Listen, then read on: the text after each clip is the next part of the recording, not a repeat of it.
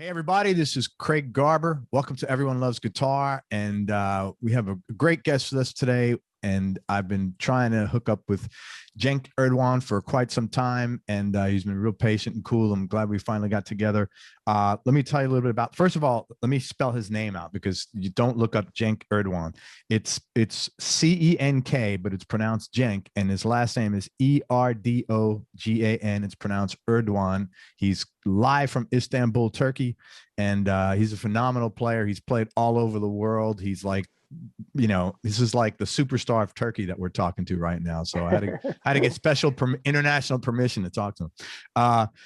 Quickly, I want to thank Jim Chemo West, our mutual friend, for hooking us up. Chemo, thanks for your support as always.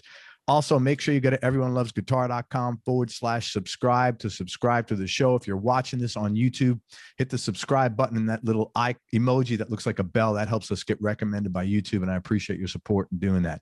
Tell you about Cenk. Born in Istanbul in 1979. And by the way, I just had a whole lesson about Turkey. There's like 88 million people there. You see it on the map. It's real tiny. It's a massive population, 21 million in Istanbul, where Cenk lives. In 1997, Cenk won a 4-year scholarship at Istanbul Bilgi University Music. Is that right? Yeah, true. For composition, and he graduated there with first-class honors. In October 2004, Dave Fuzinski, who I had here on this show a long time ago, another phenomenal microtonal guy, invited Cenk to put on a workshop at Berklee on fretless guitar and on various modes in Turkish music. In 2008, Cenk recorded his first record, and in that same year, he composed and arranged the soundtrack for the movie Aziz Adam and won Soundtrack of the Year for 2009.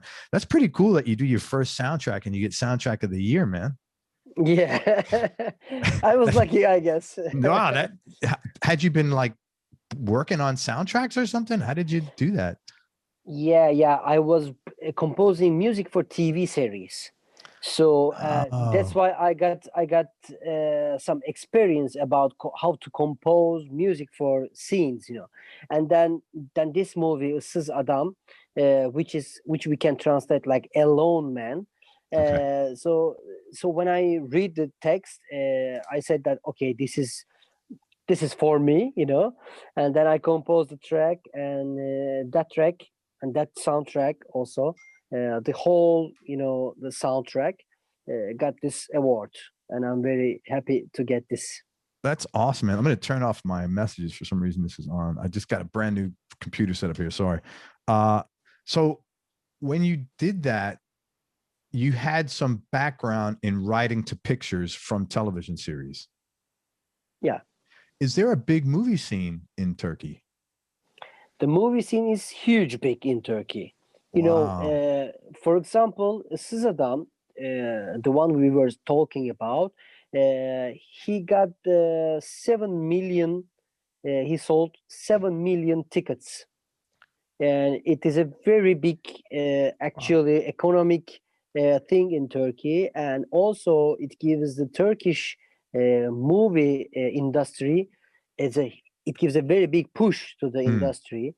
And after that, in that movie, the guy, the main actor, was listening LPs, and he's always saying that analog sound is the best, and if you want to be a good person, you have to live this life analog. I mean, he says that go to the grocery and buy the egg, and go to the bakery and take your bread by yourself. Don't order it. So that kind of little images. And after the movie gets very big success, and it becomes very popular, and then people starts to buy LPs and LP players to their house. And after that movie, we had a huge community of LP listeners, and there's a very big economic also income to the LP makers, and all the old LPs get so much expensive. Really? And just because of the influence of this movie? Yeah, because of the influence of this movie. So the movie helps also the film sector to get bigger, and also the music scene to produce more LPs and to sell more LPs. That's fantastic. So let me ask you this. I had a guy on my show from India. His name is Ehsan Noorani, and he is he's a guitar player, but he's got two partners, and they're like the largest composers for Bollywood. And he explained to me, in India, as an artist, you are looked at more successfully if you have success in a movie than if you do in a commercial, like, radio or something. How is it in Turkey? Is that similar? Yeah, definitely. As a guitar player, people get to know me very, very lately. But as a composer, after this movie especially, they know me. They Wow. know my name. They heard my name, and then I had this conflict in many, many times. For example, I was asked to make a solo concert in the south part of Turkey, and when I go there, people shout to the stage, "Why don't you sing that piece? Why don't you sing that piece?" And I said, "Okay, I'm the composer of the movie, but I am not the singer of the movie, so so I can't sing." And now, thank God, people know who I am in Turkey, so they don't want me to sing, because I don't want to torture my audience by I hear you, man. by my bad voice. I hear you. Well, that's really a great achievement, man. Congratulations on that first one out. Thank you, man. Cenk's trio has played in jazz festivals throughout Turkey. He's played in Turkophony All-Stars Band with Dave Weckl, Kai Urquhart, and Eric Levy. He made the first educational website for fretless guitar playing, which we'll talk about later, which if you're into fretless, you should definitely go there. He is one of the international masters at it. And the website is fretlessguitarlessons.com. And if you speak Turkish or English, he's got you covered.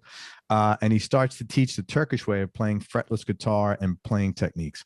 Cenk's released 7 records. He composes the ringtones and soundscapes for the first smartphone called Venus, made by Vestel Company. How did you get that gig, man? Composing ringtones and soundscapes. That's a pretty cool gig. That's a pretty cool gig, and it takes like 6 months, because they open a kind of competition.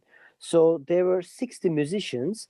Oh. I don't really know what's going on there. And then there's this guy, a friend of mine, said that, "Man, I put your name on the list because they're going to call you. You should have to be on this competition, because I believe that you can get this gig." And of course, we had this first interviews with the people, with the Vestel people, and they explain what they need. And then I got my titles and all the stuff, details, and I composed. They want all the 60 people to compose one ringtone, and then I composed very nice ringtone, very simple. And because I'm married and my wife never hear her phone when I call her, so I think that Is that because she can't hear the phone, or because you're yeah, married? yeah, Which one? yeah. No, no, no, no, no. After being a married, after being married with a musician, he lost her hearing. They Hearing. don't hear you at all after 10 years. No, no, Forget no. it. Yeah, definitely. So I was looking for a ringtone which can be understandable inside the bag, inside Yeah. their big bags, because most of the time they had bunnies inside the bag. And when you make it like this, when you mix it, you can find the bunny also. So that's why I composed this ringtone. And so they divide like 30 people, and then they keep 30 musicians, and they ask another ringtone, which is like a message tone, I mean message signal, like Okay. boop, like Yeah. this.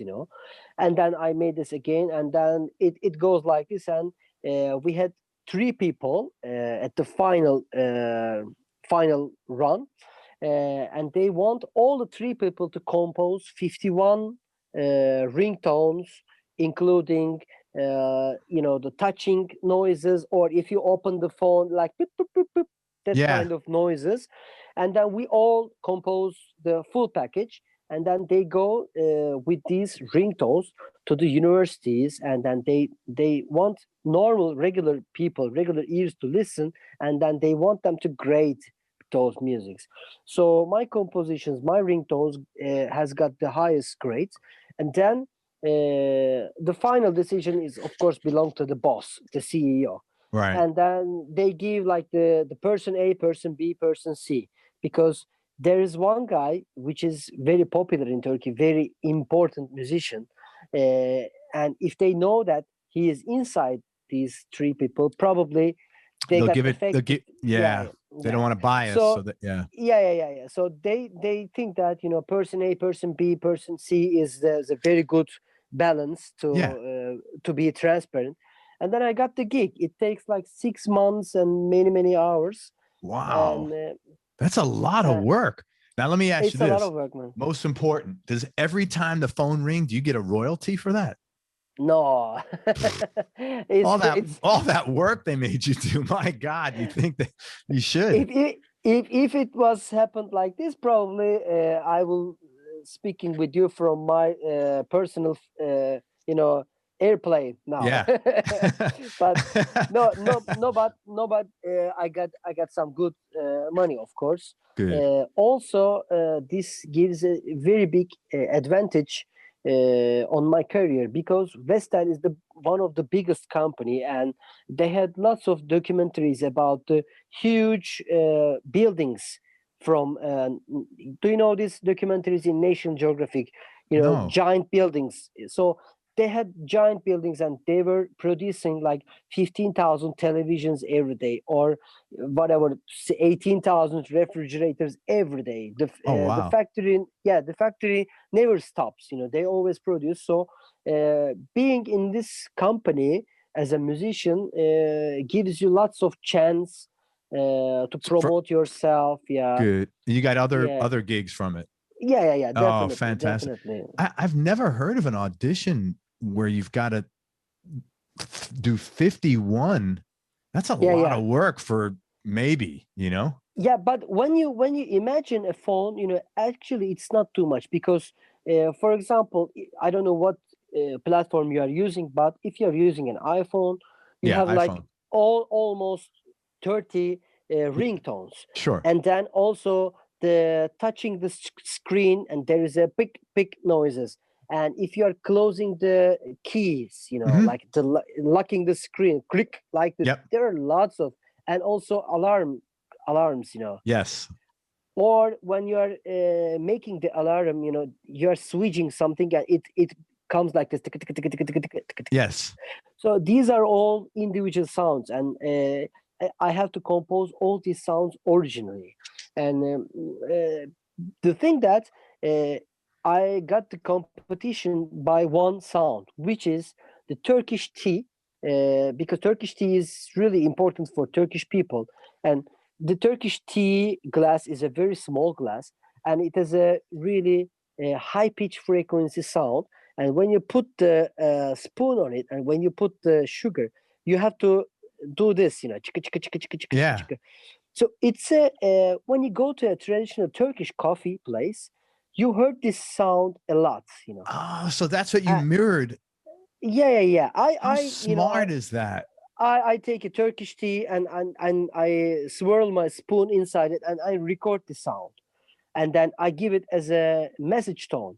And when I was in the meeting of the last day signing the contract, of course people are using the sound, and they write to all people that, okay, we signed our contract with our musician, and then they send it as a message. And then I was shocked, because everybody has this sound, and it becomes a huge you know, coffee place like this. Oh my God. That's so Yeah, smart. yeah, that's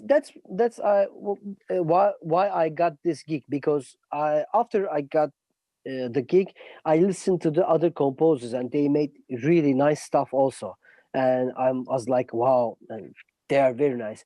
But this one has its Turkish flavor, and on the other hand, it is very easy to hear Yes. in your pocket or in your, you know, bag, whatever, and it always gives you to drink It makes you a feel glass good of when it tea there. rings because it's Yeah, associated with fun and relaxation yeah, and yeah, yeah, yeah, socializing. Yeah. yeah. Even the one you did where you thought I want to make a ring my wife can hear. I mean, that's, you know, you were very deliberate in that. And I think that Yeah, that's really clever, man. yeah, Yeah. you know, actually I got this you know, thing to my wife, because she said that, why don't you deal with this, you know, teaspoon and tea? I said, no, it's not a good idea, maybe, but then I understand that no, it's not a bad idea. So everyday sounds are really important for everybody. for Yes. example for example, if you have an ice cream guy which is coming to your door, you Yes. know that, and if you love the ice cream, that sounds reminds you the ice cream, and ice cream reminds your brain that you are happy, because when you got ice cream and you're happy, Yes. so then you walk there and you buy the ice cream. So those images are so important. And I also uh, go to the markets, and we have some street food going on in Turkey, Hmm. which is very popular. Oh yeah. And those guys are making some rhythmic stuff with their knives, like tick tick tack tick Oh tack yeah. tick tack Yeah. tack. Yeah. But that this noise, this rhythm has got specific phrase, so I record them also. And then Shit, man. That's so yeah, you yeah, yeah, tapped into personal you know the word nostalgia. yeah, yeah, yeah, I know, yeah, You yeah, tapped into personal nostalgia and you made it, you applied that, and who everybody loves nostalgia. yeah, yeah, Yeah. definitely, definitely, Wow. And yeah, that's so smart. And you tapped into things that are totally stress-free, fun, positive. definitely, Man, what a smart dude man. you are. You need to Why be don't you, you need to come man? here and run for president, man. We need someone smart. We need a smart dude like you. No, why? Just imagine for 1 second you were sleeping and you put your alarm on, and then generally those alarms are like that, like this, you Right. know, they push you up. But imagine that you're in a seaside, you know, and there's a uh, little kind of boat with a little machine, like Yeah. it comes from the little bit of far away from you, and it Yeah. comes near you. And imagine that you are sleeping, almost sleeping, and that noise gives you a lot of, you know, joy. But Yes. you can hear at the same time. I also made the same sound, like a boat coming, you know, which is when you Man. put your alarm on, it gives you this feeling. Okay, you know, I'm in the seaside, and then you wake up to a business day, of course, but Yeah. whatever, you know. You can only fix so much, you know. Yeah, yeah, yeah, yeah, That's great. What a smart guy. I'm so happy I asked you about that. That was fantastic. Really yeah. interesting, man. I never Thank you expected to very hear much. that. Yeah, Thank you. congratulations. That's on all your success with that. That's great. Uh, you've participated in 2 world tours of International Guitar Night, and let me tell you that 3 or 4 of the world's greatest players. The last tour Cenk did with Mike Dawes from England, who was on this show, Ali Soikli from Finland, who was on here, and Jim Chemo West. Talk about that, because I know you enjoyed that so much. Yeah, I had it 2 times in a row. I don't know if there are any guitar players made 2 times. I don't think so, You know, man. yeah, because I wasn't expecting, actually. The first tour was a great success. You know, we always play in the sold out concert halls, and to be honest, the organization itself, which uh, Brian and Herschel made, is an amazing organization. I never had this kind of professional organization like this, you know. uh, Brian Gore and Herschel Freeman, they are geniuses of this tour, you know. And they also called me for the second time. They said that this is the 20th anniversary and we want you to come back again. And I said, of course, hell yeah, you know, because No, I want to stay here in Istanbul. yeah, you know, because I had this experience 1 year before to play for American audience, and which is to be honest, you know, spectacular, because those guys who entered to this, who buy the tickets and come to the concert halls, they had a huge history of guitar listening. Yes. So which is not common in Turkey. You know, we have a history of listening to other instruments, Guitar is one of the main instrument in Turkey, but the guitar listening history is another story.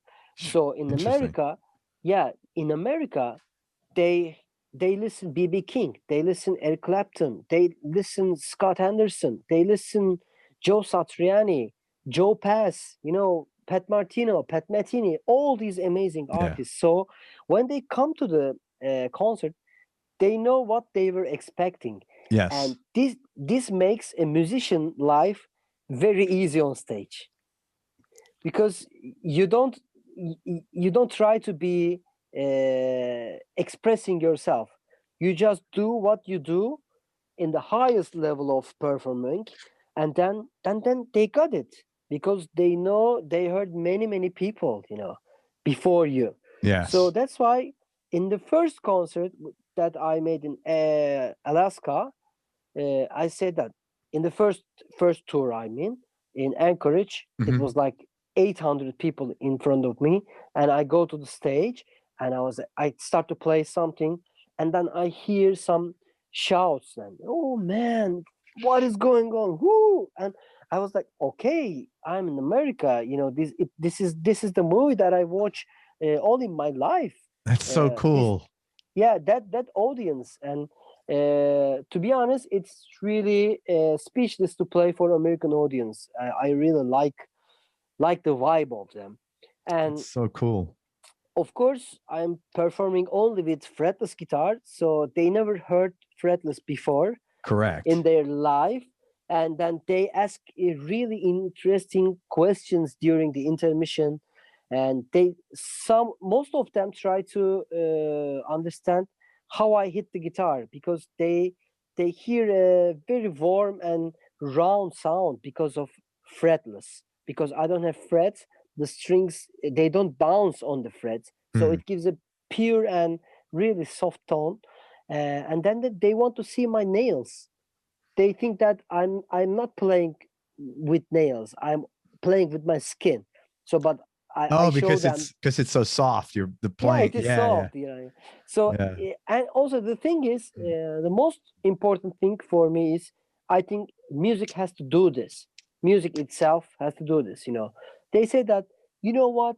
20 years ago, we go to Istanbul and we eat some fish and drink some rakı on the Bosphorus, and you take us to that moments.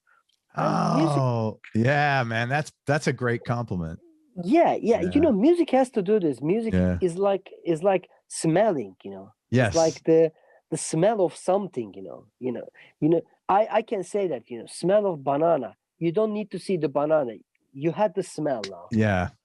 That's very important. And music is this type of spiritual, emotional thing is a power to put people, to fly people from United States to Turkey to the Bosphorus. Yeah. So that's why it was amazing. That's so cool, man. Well, I hope, now that I know you guys, I hope you all come back, because I want to come hang out with all of you. Yeah, man. And also, of course, I don't want to forget, playing with high talent and high quality musicians on stage. It's also amazing. It's like having 4 Porsches, at the same time on the road. So it's perfect to play with Jim and Ollie and Mike also. And even listening to them is amazing, and playing them, now you can imagine, people can imagine how it feels. Mike's a pretty funny guy too. Yeah, it's funny. He's funny. Yeah. Well, I hope that comes. Man, is there any word from them in general, if this is coming back anytime soon, or have 2021, 22, anything? Actually, I don't know what they were doing for this New Year's tour, because for 2020, because probably they were just waiting to see what's happening. Yeah. And also some of the countries, of course, have boundaries to go from outside, as a tourist or something. So I really don't know what they are doing. Actually, I'm not expecting to come back like 2 years, but maybe 2 years later, maybe people request me to come, and then I will come again. Awesome. That would be great, man. Yeah, why not? I love to. Cenk also works as a producer, obviously as a composer, and he continues arranging music for television and soundtracks. And he also gives concerts with the Cenk Erdoğan Trio as well as solo. Man, I was just reading your intro. Thank you very much. Let's get this started, man. Thanks so much. This is really, I was so happy I asked you about the phone thing. I never expected the story to, that was great, man. All right. So first of all, tell me a little bit about Turkey, because I think most people listening to this have never been there. They probably won't ever be there. So if you could describe maybe Turkey as far as the culture, the government, whatever you want to talk about, the landscape, the mountains, whatever you want to talk about. Turkey is a country which sits in the middle of Europe and Asia. When you look at the map, you will see it. So in Istanbul is divided into two parts, which is one part is belong to Asian continent, the whole Asia, I mean, and the other part is belong to the European continent. So, for example, I'm living in the Asian part of it, which we call Anatolian part. Okay. But when you take the ship from my place, and then when you travel 15 minutes later, when you put your feet on the ground, that ground belongs to Europe continent. Wow! But it's all in the country of Turkey, but it's split. It's split, but because we have a huge sea between which divides the Istanbul into two parts. Okay. So it's a huge sea. It's like maybe 30 kilometers of seaside. Okay. And they take the Ottomans take Istanbul from the Greek people. And I mean not the Greek, but the Romans. I mean. And then, of course, the boundaries are like it's going to the Bulgaria. The European boundaries are Bulgaria, and from the north it goes to Russia, till Russia. Like Bulgaria, Istanbul, Turkey, and all this, and it goes to Russia. So Turkey is a multicultural country. Imagine that I'm walking every day. I'm walking through a mosque which is 400 years old. That's incredible. We don't have stuff like that here. It's phenomenal. Imagine that there is a building. It is there for 400 years. So that stones has got some stories. Yeah. If you can read it, Yeah. So that's why we had a huge culture of food, huge culture of music, which is based on Anatolian roots, Iranian roots, and also Asian roots, because the original Turks actually came from China. Oh, I didn't know. That's interesting. Yeah, so it's China and Uyghur. I don't know how to spell it, but there's a big walk many years ago, and then people starts to come there, and when they understand that Turkey land is a good land to stay, because we have four climates every year. We have snow, rain, spring, and the hot summer. In the summertime, you can go to the south part. It's like 43 degrees, 42 degrees, which is really hot. It's like 75, 80 Fahrenheit. Yeah. Yeah. At the same day, if you fly like 1.5 hours away, you can see a so rainy and like very nice, maybe 10 degrees less than a south. So when people came to Turkey, they will see there's a huge history here because of Ottomans. If you dig a place, if you dig something, you will come up with a historical rock or something. Interesting. So we have lots of palaces, which is really worth to see. You see those Ottoman empires, clothes, everything, and then also the most important thing is Turkish kitchen, Turkish cuisine. it is very, very important because we have lots of flavors all over the world. Uh, Especially if you like fish, in Istanbul you can find fresh fish all the time, God, I'm which getting is hungry just listening to you, man. yeah, which is taken from the sea.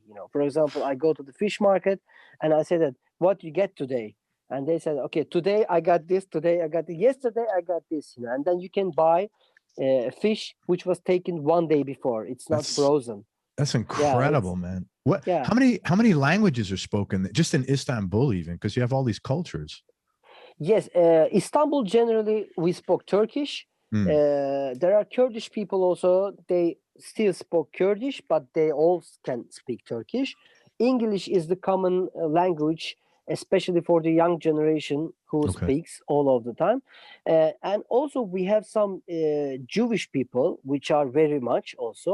Mm, Jewish people, they speak Hebrew between them. interesting.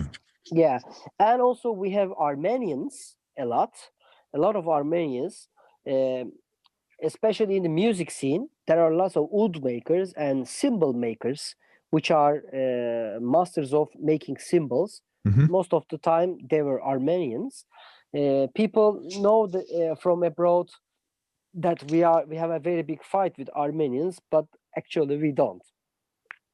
you know of Yeah, course, always we have some boundaries between Armenia and Turkey.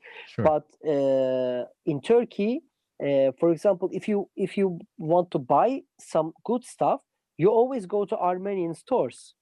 I mean, Yep. like the foods. Yeah, if yeah, you are if you are buying a tuxedo, if you want to buy a tuxedo, there are amazing Armenian tailors who made tuxedo for your body, yeah. for your sizes, and Sure. and they were amazing. Even imagine, also Obama Mm. came to Turkey and buy a tuxedo from that guy. Oh, did he? So, Yeah, so it's it's government's fight, not people, basically. governments fight Yeah, people, yeah, of course. yeah, yeah, yeah. So okay, these are the good parts of Turkey, but of course the politics is crazy. There's a very big line between the government and the young generation. Young generation wants to be much more European, Mm, and they don't want to follow all the rules, of course, as every young guy of in the course. world. So the government works sometimes nice, but most of the time, if you are not on the same understanding level or believe with them, then you had a fight with the government. Yeah. For example, sometimes I write something on Twitter, and then for example, like 1 week later, I was invited to the national television for as an artist, as a guest artist, and Sure. they said, okay, you have to erase this thing because you say something to the government, and Holy uh, crap. yeah, this is a national TV, and you can't go on TV. I said, okay, I don't go to the TV, I don't come to your show because I don't want to delete it. Good for you. So yeah, and then Is there maybe any danger to you by not? no, No. Okay. So you no, no, have no, the no. freedom to state your own opinion safely. Yes, but if you say that, sorry for telling this, but fuck government, of course you are in problem. So because Yeah. it's not like that in America. No, You no. can you in America you can say anything to the government or the Yeah. president, but in Yeah. Turkey it's not like that. And actually, to be honest, as a person, as a 42 years old person, I don't think that you can say fuck you to your government or Yeah. to your president. It has to be a delicate way of telling this. I totally. Yeah. You know what? You I know. had a guy on the show. I doubt you ever heard of a guy called A.G. Weinberger? Yeah, I know. I You know. know AG? And Yeah, of course. he was interesting because I think he grew up in Hungary or Bulgaria, but one of those two countries. And he was more comfortable when it was communism. And I Yeah, yeah, asked, yeah. and I said, why is that? And he goes, well, they say you have all these freedoms, but man, when I had the communist regime here, I was working every night. And now it was very interesting because as a democracy, the average person listening to that would be like, oh my God, that's terrible. But I think it's a lot of it is what you're used to. And there's a comfort there, in knowing what's better. There's an expression, I don't know if you ever heard, it's like better the devil known than the devil unknown. Like, it's not good, but at least we're comfortable. We understand it. But if we change, God knows what happens, So I understand your thoughts on that. Totally. Man, if you have a word and if you can find the respectful words, you can tell it. But imagine that I can't say "fuck you, man." I can't say it because I can say one time, second time, and the third time you got mad about me, and then you can whatever kill me or something. You can shoot me. So. Especially in America, you can buy guns easily. So, everybody thinks everybody's carrying around a gun. I know nobody is carrying the gun, but people are carrying guns, but it's not a big percentage. yeah. But I think that of course, I'm not in the same direction with the government. Yeah. But there are some ways to express it. Sure. So, totally get it. But being rude is not that being right and being strong. Yeah, totally. I agree with you, man. Thank you. That was really interesting. I appreciate you sharing all that, man. What's the music scene like there? As far as like a couple of things here, as you probably know and have heard over since streaming came along, a lot less clubs because people go out less, and then they're in this phone all the time instead of going out. And also I was curious, what did you listen to growing up as a kid? So two separate questions. What's the music scene like there? And what did you listen to growing up as a kid? Okay. So I start from the second question then. When I was into music a little bit, when I was a kid, my father was my first influence because he was listening all types of stuff because he was an architect. And when he's drawing, he starts to put body guy first, Wow. And I said that what is this music? Because it's blues and it's like a traditional blues, and then he switches to Pink Floyd.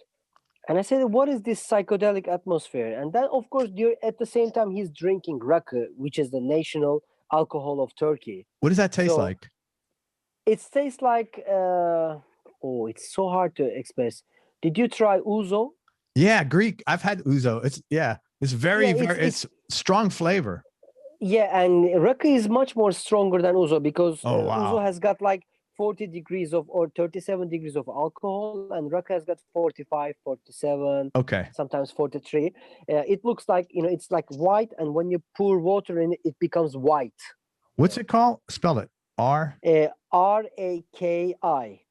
Okay.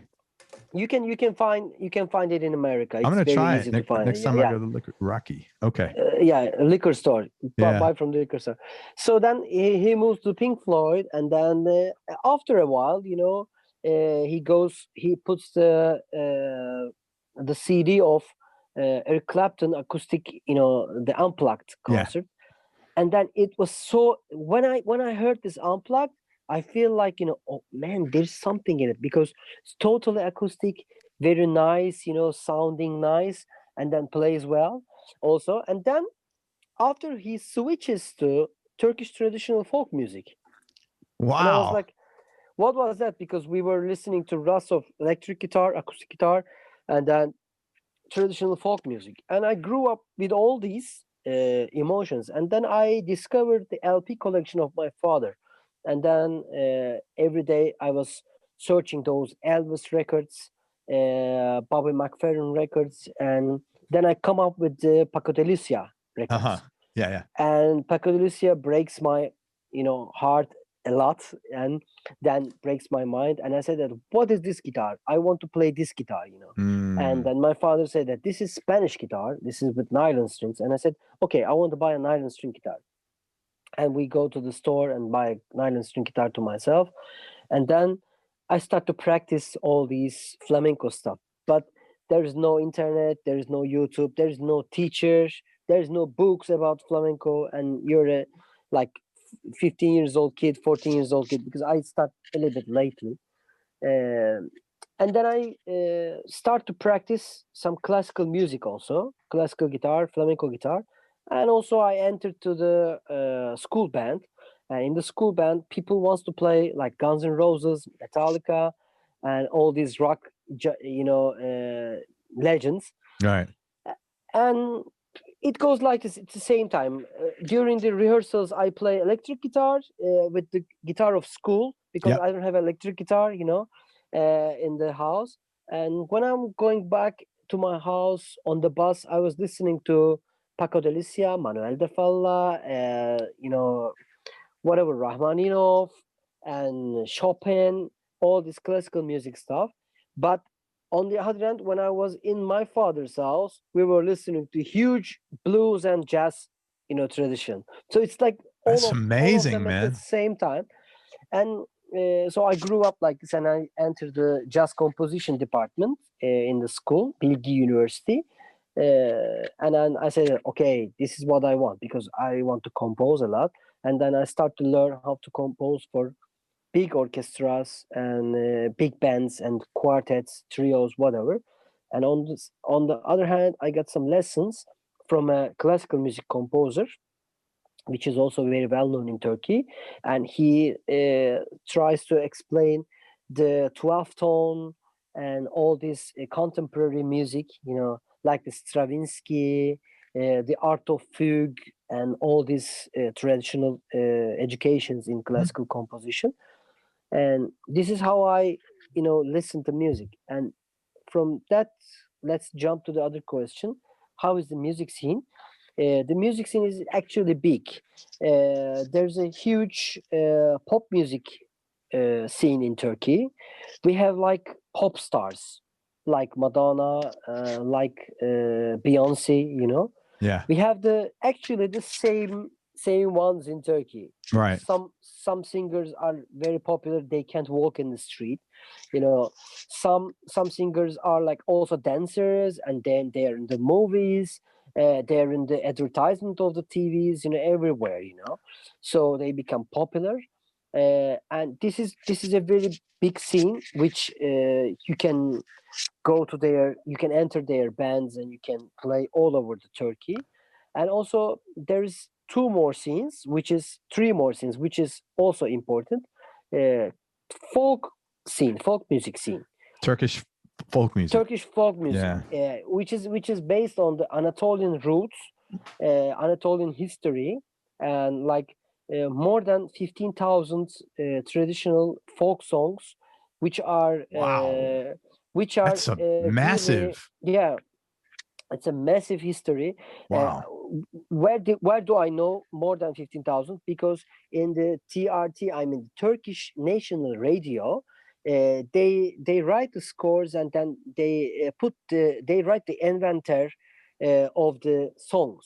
Okay. So they go to the villages, and they found the old grandmothers or grandfathers, say that, okay, all the songs that you know from your father. And then they record it, and I said that, who do you hear it for the first time? And I said that, this guy. And then they go back and back and back, and then they found the real composers and the real writers of the lyrics. And then they put an archive. It's a very big archive in Turkey. So And it the government does this, so they have a branch of yeah. the. That's No, no, no, amazing. no, no, no. Government, of course, there's a branch of the cultural part of the government. They start maybe That- 100 years ago to collect all these pieces. wow, that's amazing. But man, imagine they still find new pieces. It's That's crazy. yeah. And what are When you the go, Mm, when you finish? What are the instruments there in folk music after you finish? it is called baglama. I mean bağlama, which is written like Baglama. This is the typical Turkish instrument in Anatolia. And also, there is a reed instrument called ney and kaval. Ney is in the religious part of the traditional music. I mean, the Sufi music, I mean. And the kawal is kind of same instrument, but the playing techniques and the sound is different because it's much more in the Anatolian mountains. You know, they play these instruments to the sheeps to collect all Wow. the sheeps together. So it's much more high pitch and much more cheerful instrument. But ney is like the Sufism instrument, which is refers to the feelings of praying and to reaching to the God and Mm. to love the way of reaching to God, Okay. whatever, you know. And the other scene, which is also important, classical Turkish music, which was based on the Ottoman style of composing and Ottoman composers. In that scene, we have more than 250 scales uh, with all microtones. And the point is why we had too much scales like this. The Ottoman empires wants the musicians work, and then they tell them, if you find a scale, you will get some gold. So, Oh, but that's interesting. it's not a myth. It's a real story. So Yeah. all and then composers come together and say that, okay, what you got, you know, how can we produce a new scale? And then but the point is, when you produce a scale, you have to compose a song about around the scale. Okay. You can't just tell to the Ottoman Empire that, okay, this is the scale A, B, C, D, E, F. You know, it's not that, it's not appropriate. so so you have to compose a song. That's why in the Ottoman style of classical Turkish music has got many pieces. Not 15,000, but maybe 6,000 Yeah. or more, you know. So it's a huge tradition too. The smallest part is in the jazz scene, but the jazz scene are always same in all over the world, you know. Okay. In America also, jazz scene is not the biggest scene, you know. No. So that's the thing. We have lots of jazz musicians also. We have like 8 clubs or 9 clubs all around Turkey in jazz clubs, but we had really well known and well made for more than 25 years 2 big festivals, jazz festivals. Okay, that's cool. One is Istanbul Jazz Festival, and the other one is Akbank Jazz Festival. So you can play with all legendary artists here. I mean, I was a kid, but Miles Davis was on the Istanbul Jazz Festival too. Wow, that's pretty I cool. didn't, and also I watch Wayne Shorter. Uh, like I don't know, like what is the bass? Marcus Miller all the time. You know, he comes to jazz festival. All American, legends, jazz legends will attend to Istanbul Jazz Festival and Akbank Jazz Festival because it's an amazing festival. To be in this festival is like being in the Montreal Jazz Festival. You know. Wow, that's really cool. It's the same degree and same value around the world. Also, people come to Istanbul to have this festival, to attend to this festival from Greece, from Bulgaria, from Russia, all jazz lovers, because it's a close destination.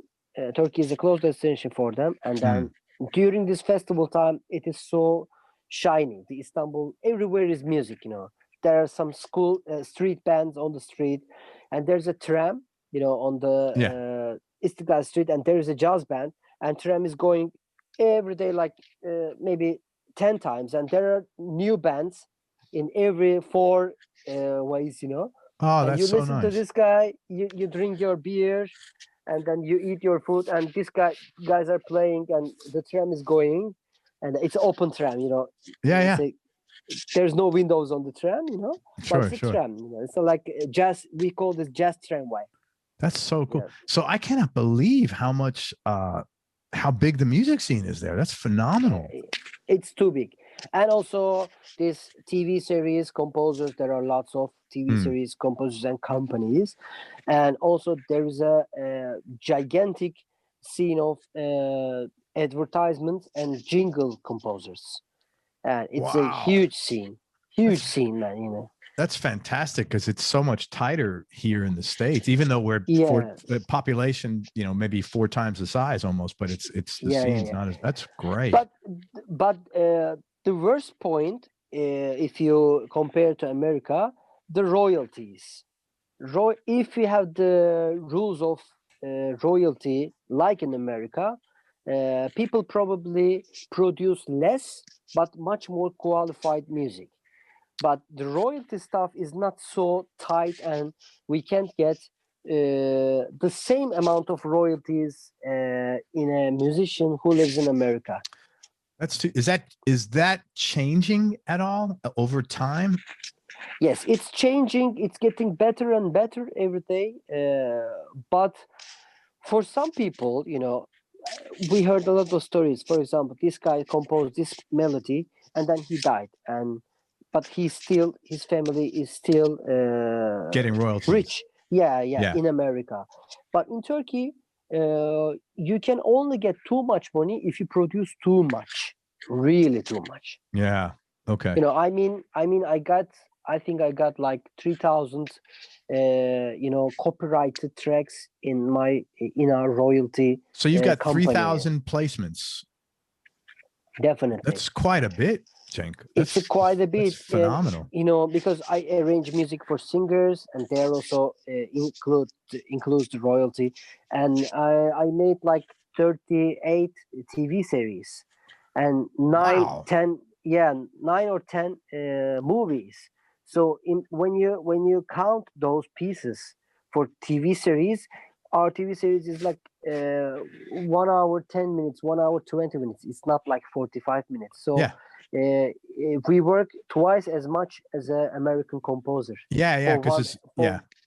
For one episode. So it means that you will maybe compose like 35 pieces for one movie, for one TV series. That's phenomenal. That's an incredible amount of work.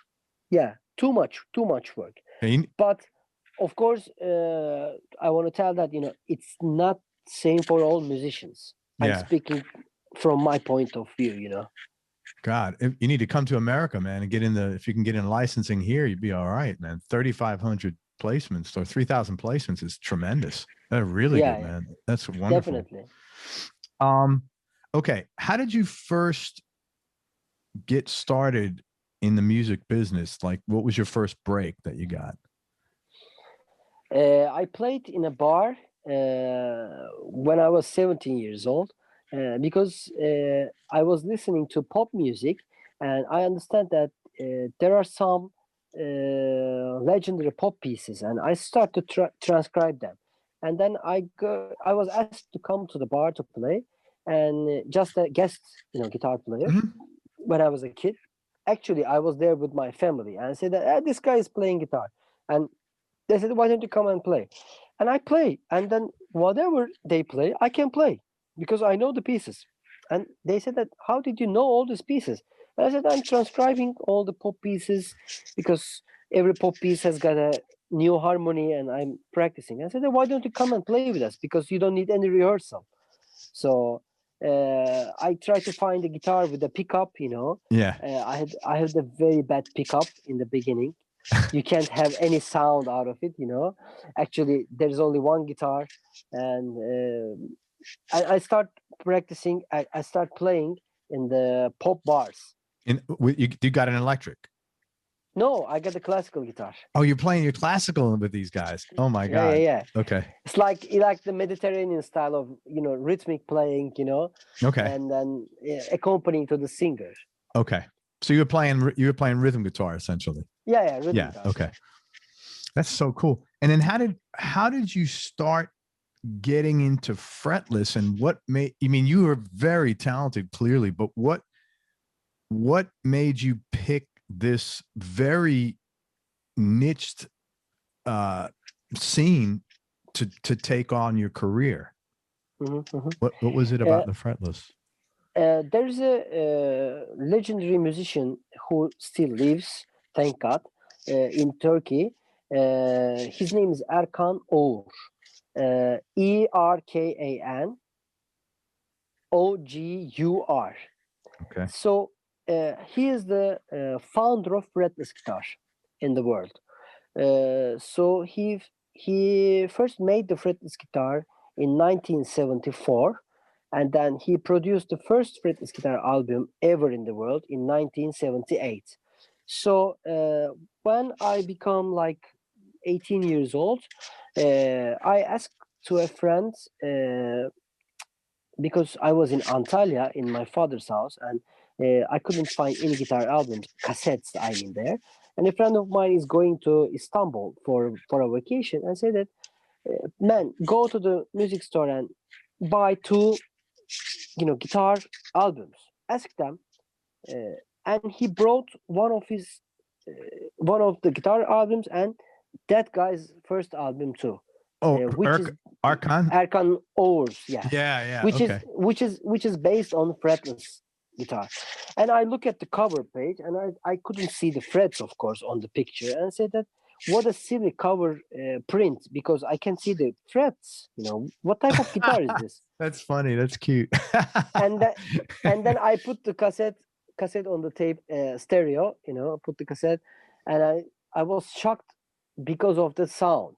And now I understand why our American audience shocked because of the sound, because it is so pure, and you can hear the sound of wood. Yeah. The real wood. You can hear the sound of wood. And of course, the album itself, that album has a strong, powerful feeling, and it takes you deeply under the ground. It's a very heavy album. And then I start to read the inlay card, because that inlay cards are always so important for us. I know. For this generation. Yeah. You always record so much info. That's why your education. Yeah. And then he said that, there's a word. Okay, fretless guitar is a very high meaning, high telling instrument and it is very close to the human voice. And I want to give as a present to my country and to all human beings. Wow. And I said, okay, this guy is giving us a present, so why didn't I have to take care of it? I have to take care of it, because that music touches me a lot. And then I pick up the screwdriver and all these tools, and I pick all my frets. You pulled all your frets off your guitar? Yeah, off. But during that time, I had only one guitar. And I don't have any idea how I can reach him, how I can get lessons from him, because there is no internet, no Instagram or whatever, So I start to practice by myself. And then many years later, I had a chance, because I start to go to the luthiers to ask about fretless, and I need a good fretless guitar. And then I saw him in one of the luthiers. You just said, randomly happened to see him? Yeah, randomly see him. I said that, Master, I have to reach to you. I'm trying to learn fretless guitar. And he tuned his guitar and give it to me.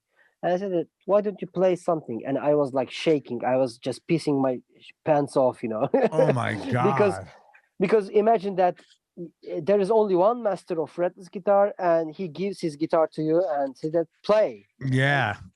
Erkan, the master, is a really strange guy. He didn't speak too much. He only gives some sentences like this. For example, after I play, the luthier said that, man, Erkan, do you see any feature on him?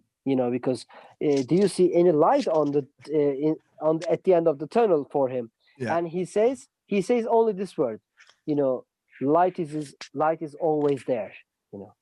And what are you supposed to do with that? I think about myself, fuck, what I'm going to do with this, am I good or not, or is there a future or not, and then light is always there.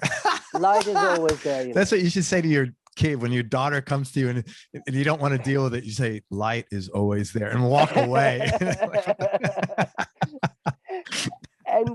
But I try to look at the bright side because he was smiling while we speak. He's a very spiritual guy, Yeah. believe me, really.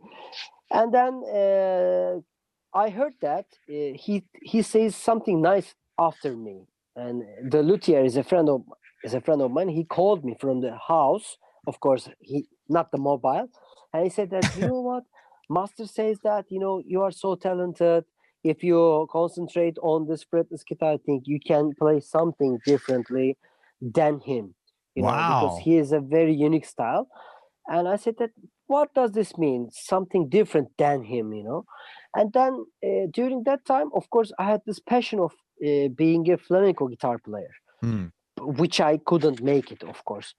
And then I watched my first Paco de Lucia concert in Istanbul, and I was totally shocked.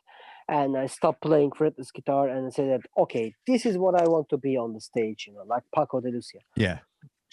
And and then I understand that it's not possible to be Paco de Lucia one day, because you have to born in Spain, you have to drink that wine, you have to love that woman, the Yeah. Spanish woman, all these traditional things, And then I say that I think that why didn't I think about using this flamenco power and passion and put it on my fretless guitar, because fretless guitar has a very sensitive and low volume instrument. And what do I have to do? And I go to my luthier and I take my strings higher a little bit, because if you have to if you want to play fretless, you have to be very, very low action. Yeah. But with low action, you can't do many stuff because it buzzes a lot. So I take all this, action a little bit high, and I carve the wood a little bit in a different angle. And after 25 years later, I made the first fretless guitar album after Erkan Ogur, after my Wow. master. So of course I was expecting too much,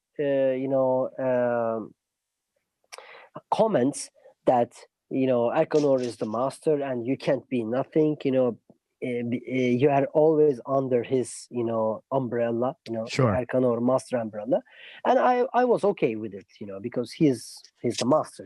Sure. He's like Paco de Lucia. Nobody can say anything to it.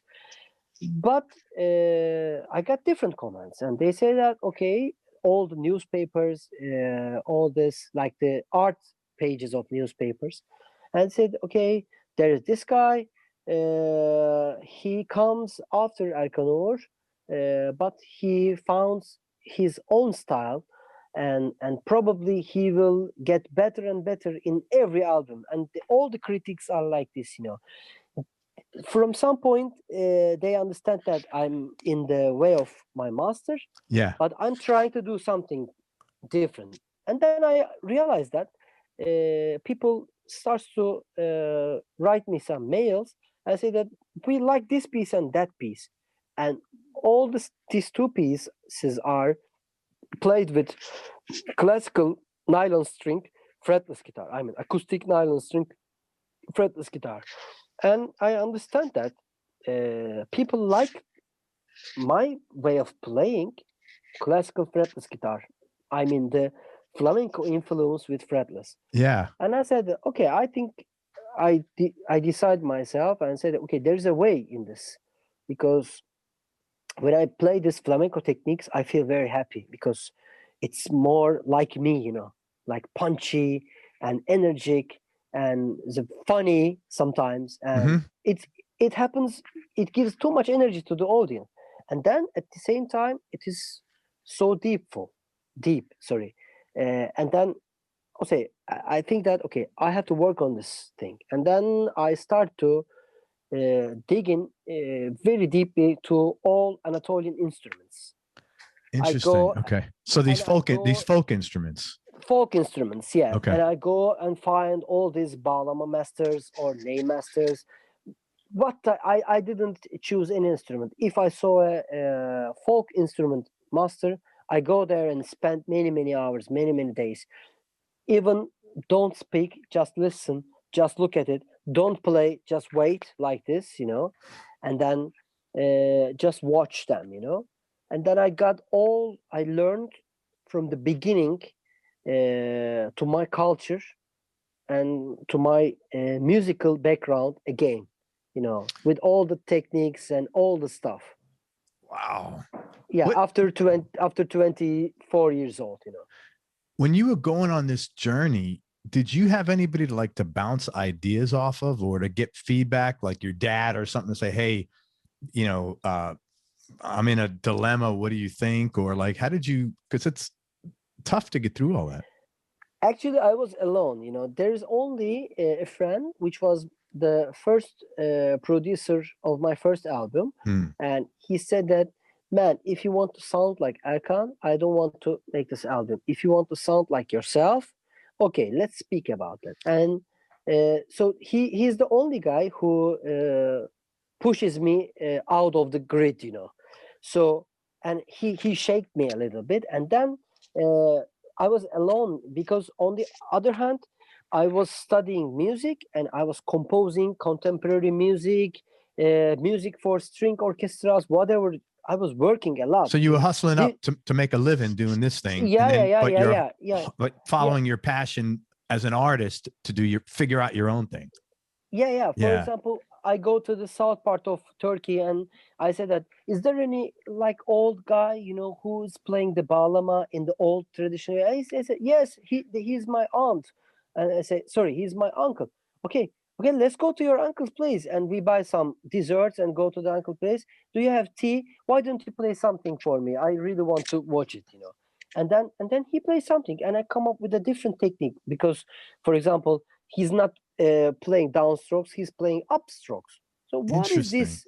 What is the energy of upstroke? And then I come to Turkey, I come to Istanbul, and then I practice upstrokes, and I come up, I learn everything from the beginning. And then after I made my albums, I start to play as a guitar player, and I start my career.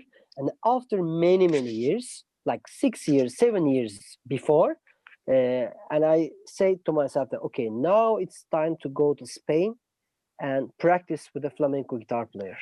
Wow, that's a big commitment. Good for you. Yeah. And I go to Spain and I found a teacher, and he, of course, kicked my ass. He blew my mind, and I understand the flamenco again and again. And after all, coming back to Spain, 20 days, but we practice 5 hours every day. After 20 days, I come back to Turkey and I start to understand the technique again. And of course, these big moves shakes you a lot. Yeah. But if you can stay stable, those shakes give you a lot of energy. But if you fall, you're out. You're done. Yeah. And then I had this big tour with International Guitar Night, and there was Samuelito on the first tour. He's a crazy flamenco player, one of the best flamenco players in the world now. So you got to tour the world and hang out with the guy. Yeah. And one day, it's a very big story in my life, man. I was driving from, I think, Arizona to, I don't know where, but it's like 600 kilometers, I was driving, and I was listening to some music, and I look at the mirror and I saw Samuelito is crying. And I said, hey, man, what happened? Do you want to stop or something? And he said, no, man, I just listened to a new piece, which I didn't listen. And I just concentrate on the lyrics. And the lyrics tell a very sad story. And I said, so why are you crying? Because, all Buleria singers has to sing some words from the prisoners. Because the real Buleria tells the sad stories of the prisoners. And if you want to be a good singer in flamenco, you have to memorize these poets. And you can improvise with the poets and singing on these melodies. Imagine that you're singing a song, and then if you're a good one, then you can put this poet there as an improvisation.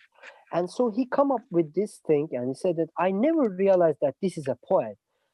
And the conversation is finished, and I was driving the car and I said, okay, there's a big balloon explode into my face. And I said that, man, I never gonna understand this traditional, because I don't know Spanish.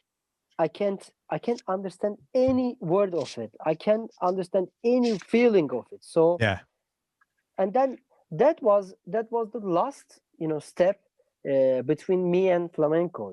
Now I still play flamenco. I still love it, but I stopped searching inside it. So, searching the music inside it. Yes. And Yeah. that's why, after all these things, I made an album with Ricardo Moreno, which is a phenomenal flamenco artist and very popular in these days in Spain.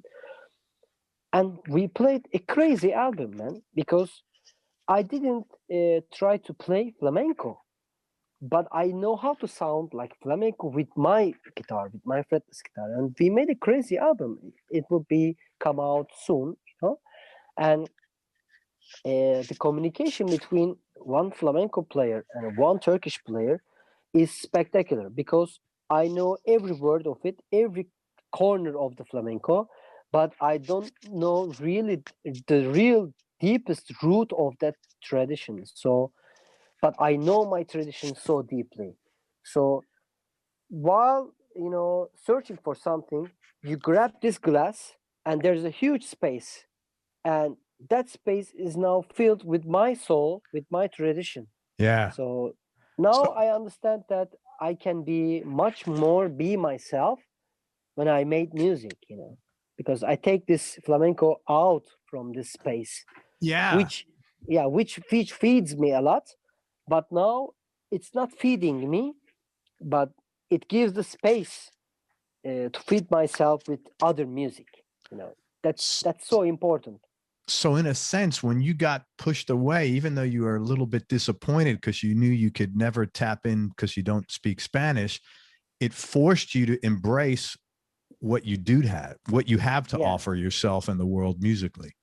yeah, definitely. That's really cool, man. You got some great stories, man. I could listen to you all day long. I don't, I don't all your know. I don't know if no, it but is all your too long, stories, but like everything you talk about, is like soulful and deep and meaningful, and I appreciate that, man. That's I appreciate sharing I when don't you know share that. if I speak too long, but No, no, no, no, better no. better It's way of explaining things. no, no, no. It's only you can only be too boring. You can't be too long. And you're definitely not boring. So don't worry about it. All right. I had a question I wanted to ask you back to Istanbul. Is so half the country, half the city is in Asia, half is in Europe. Is any other part? Where's the rest of Turkey? Is it the same, half and half, or? No, only Istanbul is divided into two, and the Asian part, which I stay now, Hmm. it is like, imagine that there is this part. This Hmm. is This is the European part, Hmm. and this is the Asian part, and the whole area is Turkey now. Okay, so the rest of But Turkey is all in Asia. yeah. Okay. There is only a small piece of land. I mean, it's not small.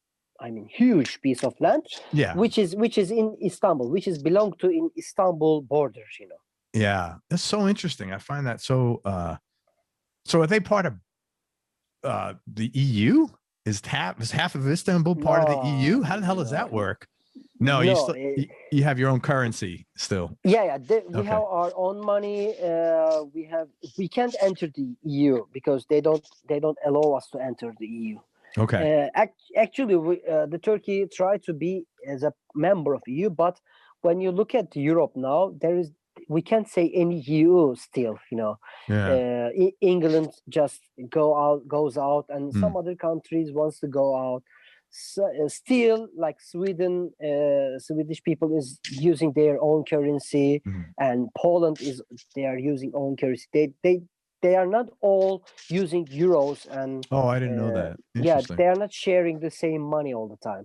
Interesting. Sorry, I didn't mean to Yeah. go back there. I just found this whole thing really interesting.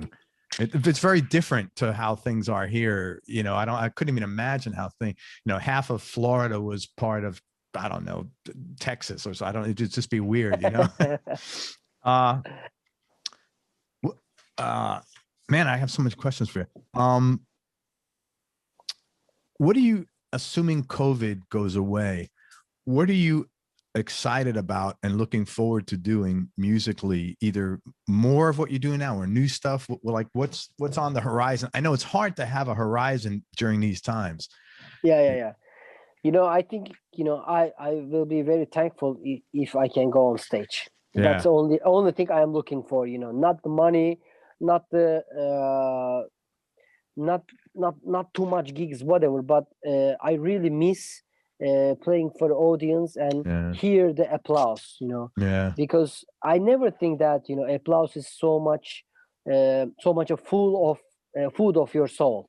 I Yeah. never think that, probably most of the musicians, artists didn't think that. They always say that, without applause, we are nothing, whatever. But when you lost, you learn, Yeah, for sure.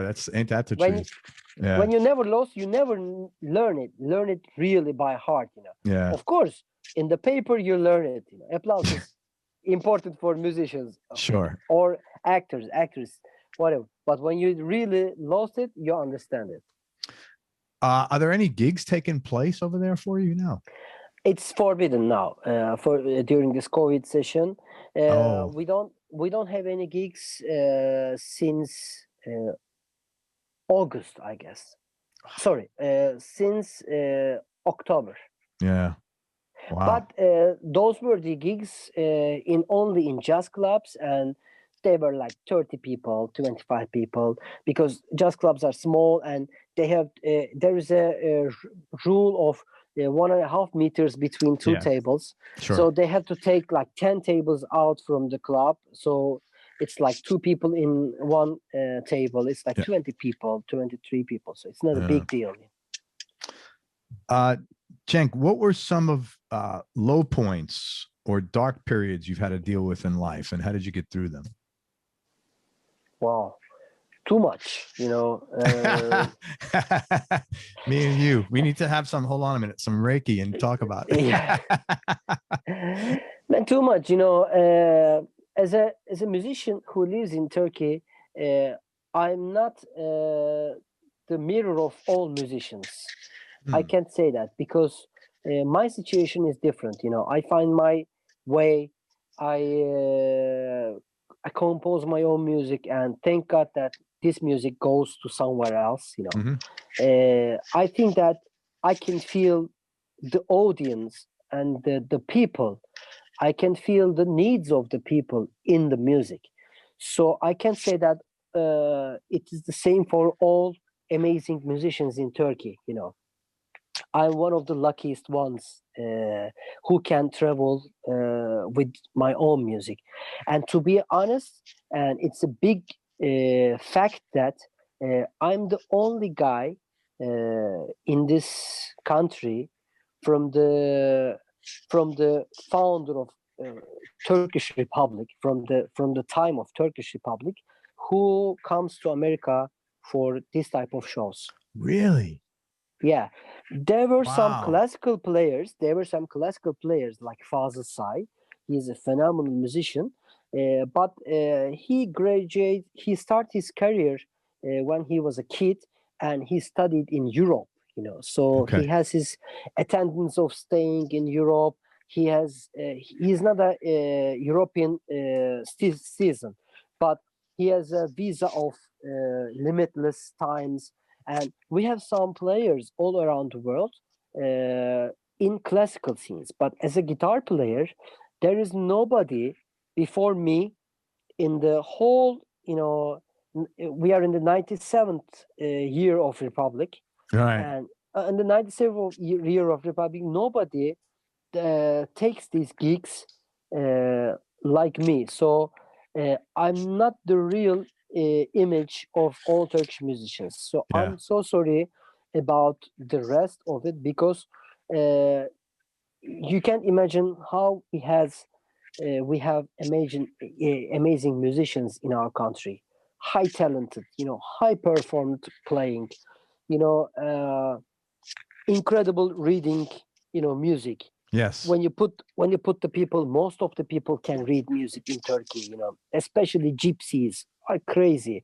The violin sections, percussions, they are amazing.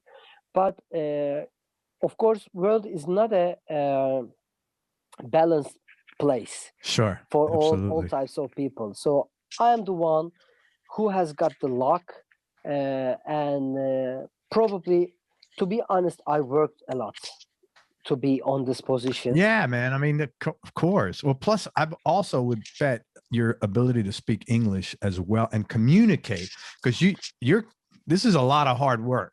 The questions I'm asking you, this isn't like, where's the bathroom and, what time does the show start? This is some like heavy shit that we're talking about. And your ability to communicate is really good. And I am sure that is a huge, big reason why, but you had to work to get to that level as well. You didn't just wake up one day and say, hey, let me start talking English, Yeah, of course. Yeah. When I got this first request from Brian, and he just write me, man, I saw a video of your playing of Fretless. Do you really play this shit like this, And I said yes, I play this shit. And he said, okay, let's go. We want you in our project, International Guitar Night. And he said, I think that, okay, it's a kind of concert in America. I didn't know that this is a huge thing in America. It will last for the last 20 years. It's a huge work, huge thing, When I got the last mail from him that, okay, here's your, dates of your concerts in Europe and in America. And I was like, holy shit, what is this? And then at that time, then I understand that I was in a big road, Yeah. This is a big thing in my life. And then I go to my family and say that, guys, I had this mail 6 months ago, and I said okay to this mail, but I didn't know that this is so serious like this. So we can see each other like 3 months, and I was on the road 3 months. Did your family get to come? Any of them get to come over here at all? No, it's so far away. From Los Angeles to Turkey is like 15 hours by plane. Yeah. So it's a huge road. So and then after I see the schedule, I was so scared, and I said that, man, you should stop doing whatever you want, whatever you do, because I have like kind of 6 or 8 months to start the tour, and I stop everything and start practice guitar like 20 years ago. Right. But that's why you got invited back a second time. Yeah, probably. Yeah, come on, man. You didn't, because you worked hard. My I think advantage in this scene is like I work with everybody in Turkey, and I conduct some orchestras for like legendary singers, and I know how to communicate with people. Yeah. I play some shows with bands like 40,000 people in front of me, so Wow. I know how a crowd feels, on stage. Sure. So that's the only advantage that I got there. But when I entered the first gig in Europe, which was including International Guitar Night, and I was like, we were in Germany, I was like, what is going on? I didn't understand what's going on, because you are alone on stage. Okay, you are practicing, you are playing the guitar, but I didn't get warm up too much. So I said, didn't have like a sound check? Yeah, it's sound check, but I think that I can play. But when I go to the stage, I was shaking like this, and I said, what's going on? I had to fix this problem with my mind. So and then the other day, I understand that I have to practice like 2 hours before the show, and then I do my sound check, and then I don't have time to see Munich, or I don't have time to see maybe Anchorage. Sure. So, okay. You didn't miss. Yeah. It's cold. So, yeah. And so if you have a gig, you have to practice like crazy. Yeah. Because those people deserve to watch a great guitar player on stage who plays perfectly in tune, perfectly in time, emotionally good, and technically killing on stage because Yeah. they deserve. They buy the ticket and they deserve a good show. Yeah. Well, plus you have 3 other incredibly talented Wow. musicians there, man. Of That's course, pressure. of course. Like you don't want to be number 4 every night. You know, Yeah, man. That's in the first gig. I look at Antoine Boyer and I said, man, how he can play like this? I'm a guitar player and I can't understand what he's doing on guitar. And Lucas Tricagnoli, I was like, Luca, how did you play this guitar, man? And the first day, everybody watched each other, and everybody has got different feelings towards them. And on the after the 15 concert, we had a very nice wine session. Yeah. And we drink some wine and say that everybody tells the ideas about themselves, Oh, that's cool. for the other guitar Yeah. players. And I said, and I told these guys, man, I'm so proud that somebody choose me between you guys. Yeah, that's nice. Because it means that I am talented like you guys. So I'm so proud, So, yeah. Where did you get your work ethic from? Do you know what I mean by work ethic? Yeah, I know. Your drive. Yeah. Where did that come from? Because it's very clear that you see this and you're going to rise to whatever you need to be to kick ass. Where did that come from? So it's another spiritual story, but this is how we learn in the Turkish traditional music from the masters. So when you have a master, first you go to his place, you only observe. You can't even talk, If you talk too much, they say, stop. You're not here to talk. You are here to see. Okay, this is the first lesson. And the second day, you brought some tea to your master. Your mission is there to bring the tea and stay there and watch him while he's practicing or writing music or talking to somebody. And then there are some degrees of communication with your master. And there is a period that master says you know what? When you play the scale, you have to play this note a little bit higher. You understand it? And say, yes, okay, I will show you how high this microphone is. And then he shows me the how microphone. I said, okay, go to your house and work on it. And then 4 days later, you come to the master and say that, okay, why don't you play this microphone to me? And you play this microphone. I said, no, it's not ready. Go and practice a lot again. So, and when you start, working on this, you understand that your master is pushing you from the top, from your head. And you try to put your head up, Yes. But he's pushing, and he knows a lot from you, a lot, like an ocean. So, and then you understand that you are a piece of rice, in a rice meal. Yeah. Only a piece of rice, You are not the meal itself. You can't be the meal itself, So then you start to grow yourself, and then you start to understand your mission, understand your technique, and you say that, okay, this is the part that I am weak. This is the part that I am strong. So you know all your corners, and then you start to push the corners away.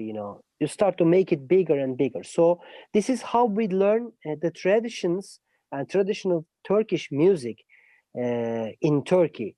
And then I have a master also, which are my teachers, and they always say one word, but if you can pick it up.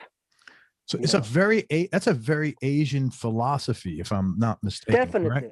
Yeah, because it reminds me of like when people go to study martial arts with traditional Asian masters. Yes, it's not like these schools they have here in the States sometimes where you say, hey, how much does it cost? And when do I get my black belt? And they tell you, oh, it's $3,000 and you'll have it in 3 years. It's not like that. It's it's almost like they're teaching you that what you're doing together is a gift. It's a privilege. Yeah, definitely. And you've got to earn that privilege, and we can't give it to you for free.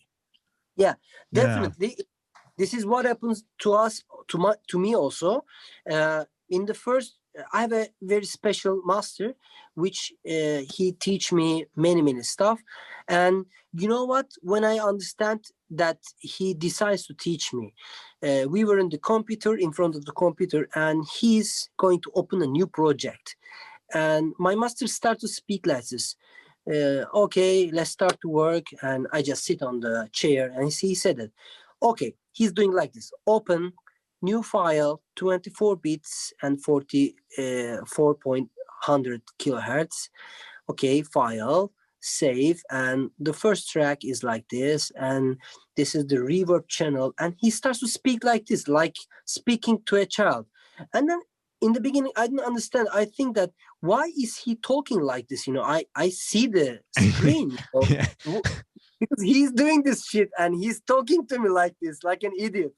And then I was on the bus to my house.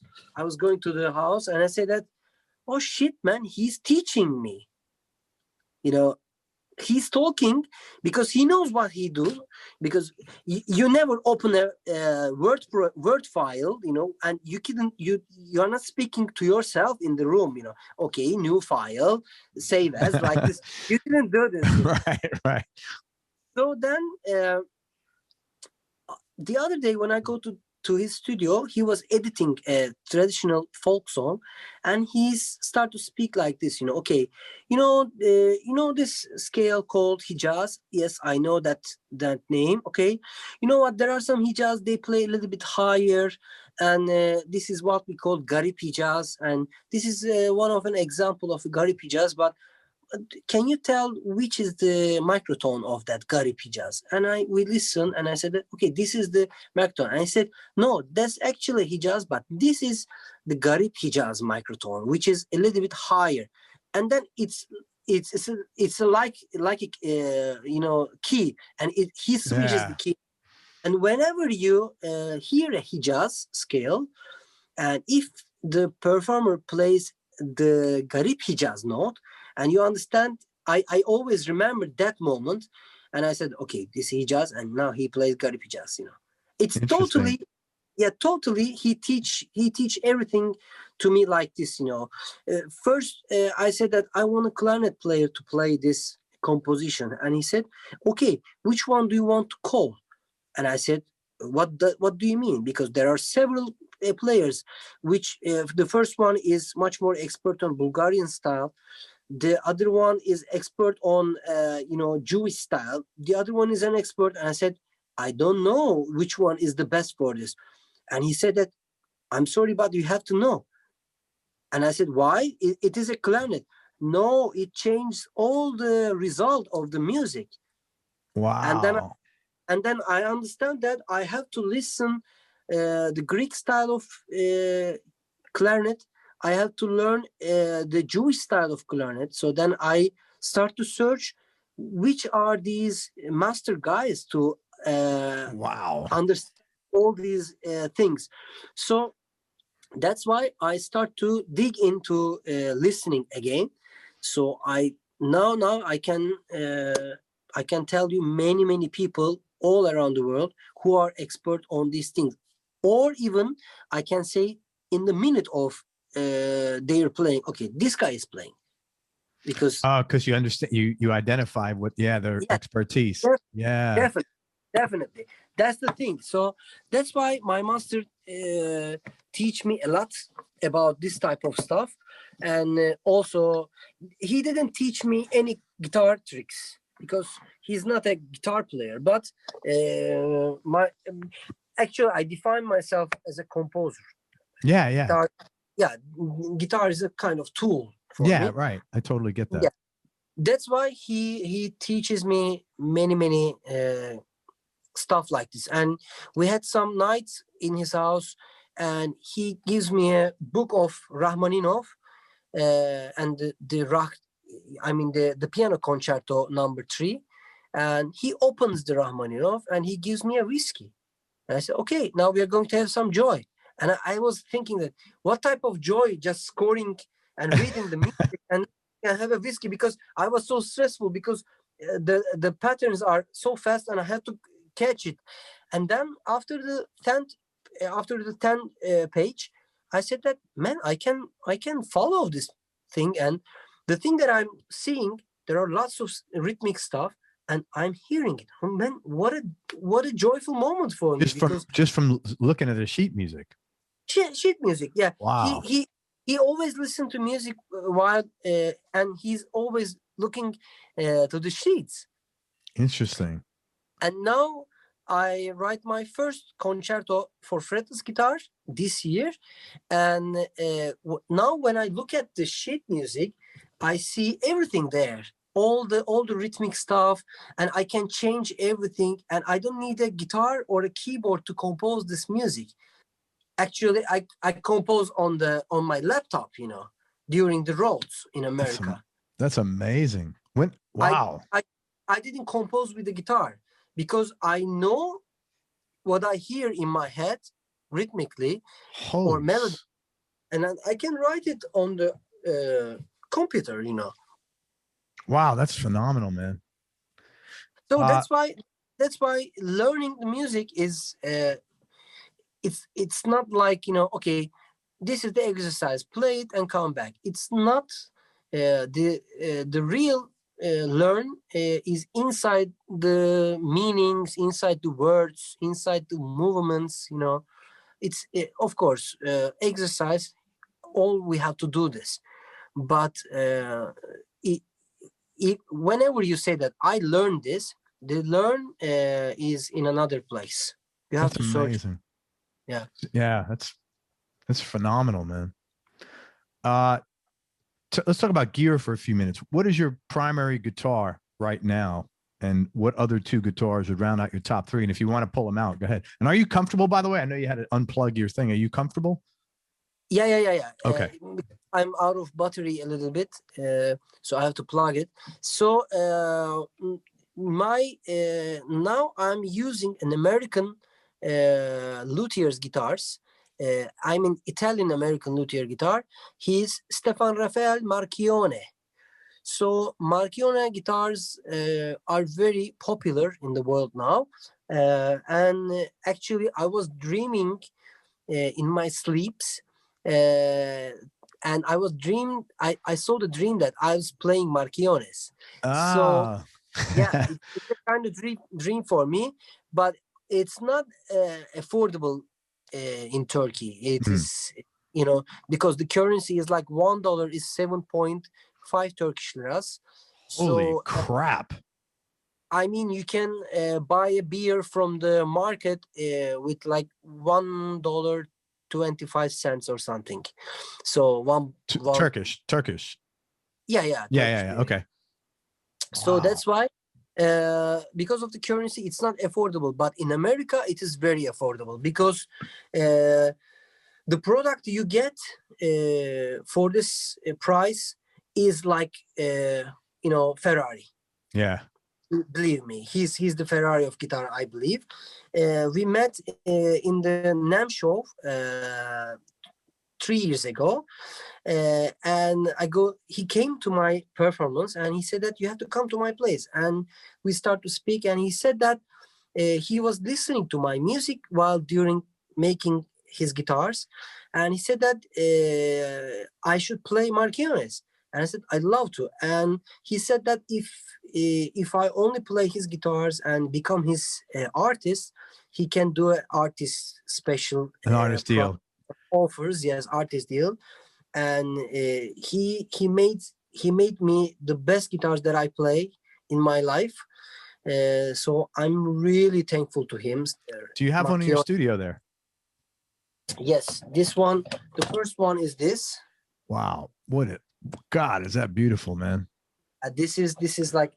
Tell me, what is that neck? Is that ebony? This is ebony. Yeah, beautiful. This is ebony, and this is like mahogany on the back side, and then this is like a flame top. This is high quality. It is amazing, and it's very. Oh my God, it's really resonant. Yeah, resonant. And Okay, the other guitar, hold on a this is second. Those are those his pickups, his custom wound pickups? definitely he has his name on it also.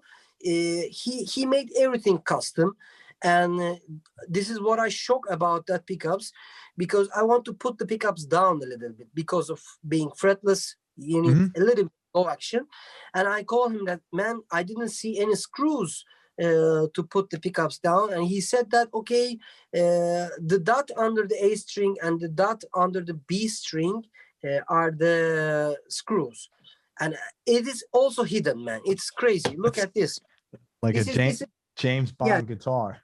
yeah. Well, I see him. Yeah, I see These him. ones are the screws, but it's a screw, but it's also a pickup at the same time. It also captures the sound and it moves also. It's a crazy stuff.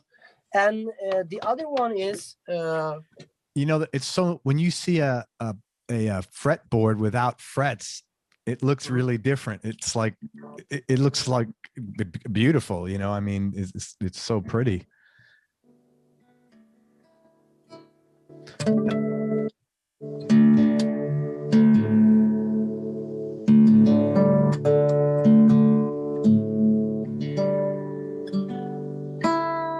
so this is the classical guitar that he made for me. Also again fretless. Now Look at this. the holes are on the top, aren't they? Yeah, there's a hole on the top. That's crazy, man. I've never seen that. Yeah, actually, it monitors yourself, and you have a great sound here comes out from this hole. And also, this sides has got two types of wood, which is this maple side, and also inside the sides there's another wood which gives too much bass response and attack to the guitar. And when he opens this part, actually he tries to release the tension inside the body, and he let the basses goes out from this part. So when you play the guitar, because we never heard the real sound of our instruments because it goes to the front end. Generally, your friend or your audience, when you play acoustic, they hear the real resonance. But with this hole, you can hear the resonance of the guitar. So this is like this.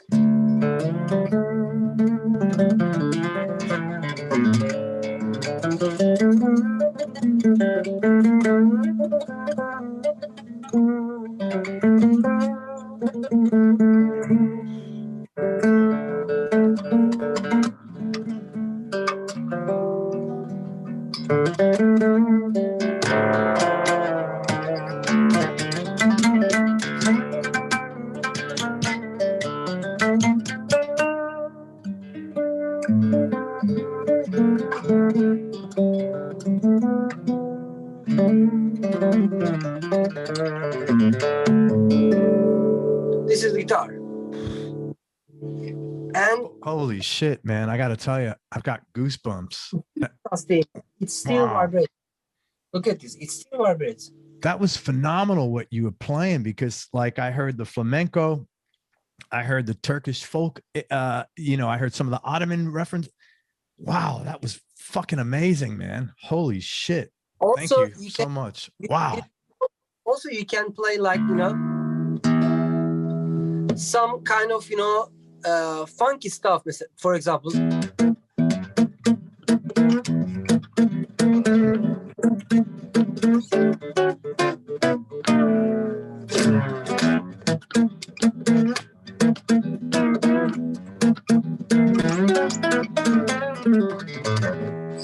It's amazing, man. You are a talented, incredibly talented guy. It's so when I listen to the music, it's totally different. Watching you as a guitar player, I'm like speechless because there's no frets, and I'm like, it blows my mind, man. Thank you. That was really cool of you to do that. Is, when you play an A note, here. With this edge of your finger, I mean this part of your finger, A. So this is totally in tune. And when I move my finger just like this, you see, I'm not holding and putting in another place. This is A. Yeah, you hear. You see? Yeah, you hear it. You hear you hear the microphone. So that's why you have to be so accurate when I you know. play this instrument. Yeah, that's why I'm blown away, because I have frets and I can't be that accurate.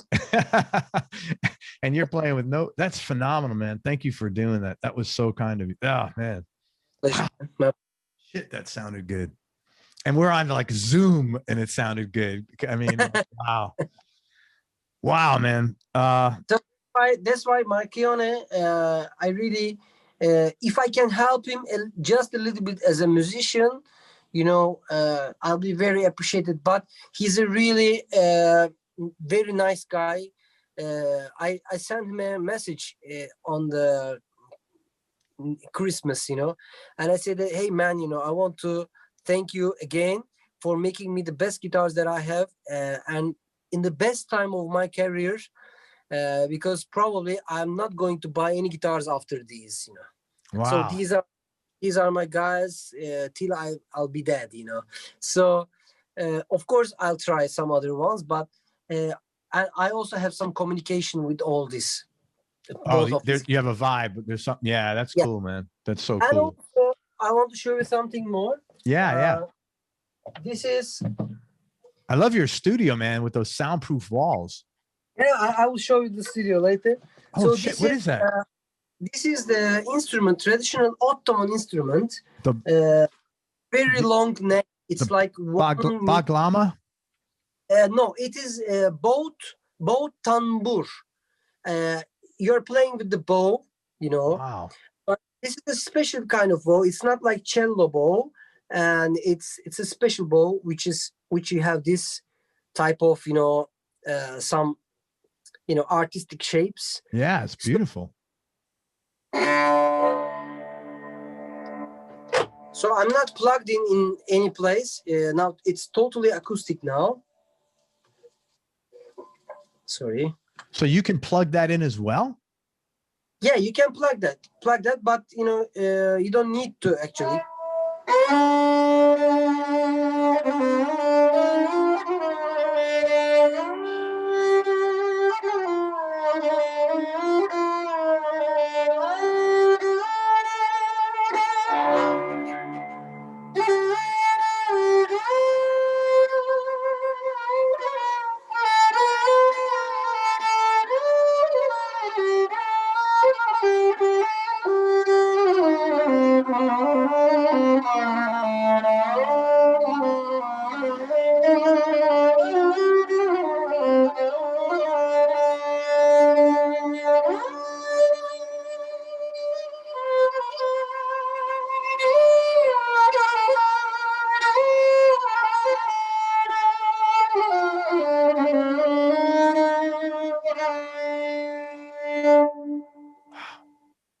So this is instrument.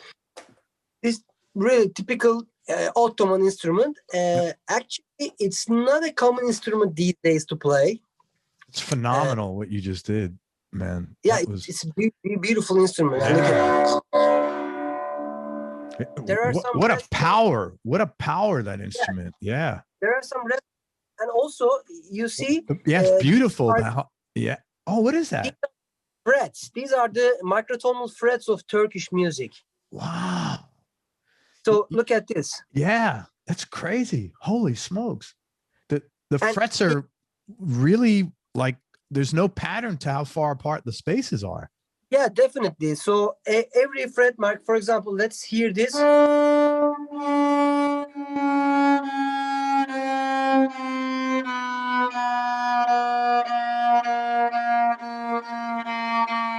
For example, this is one note, and there is this 6 frets between them. You see?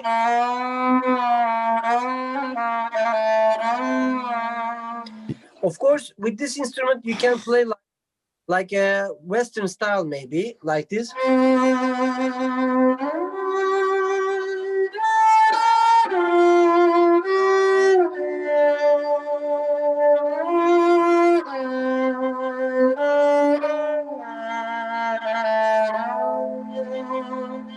And then if you want your vibrato is And also incredible, man.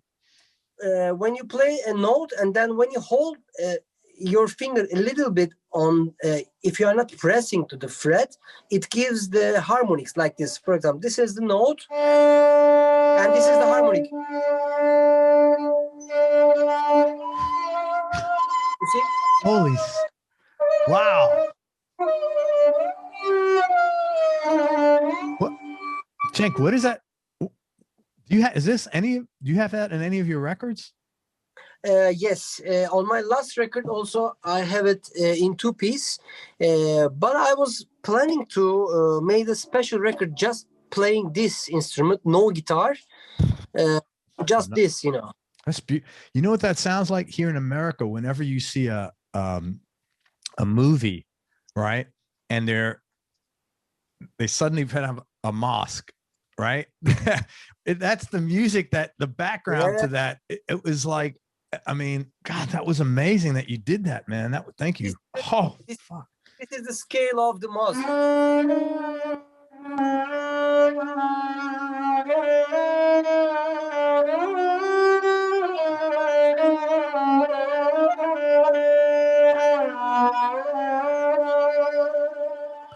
It's a very sad,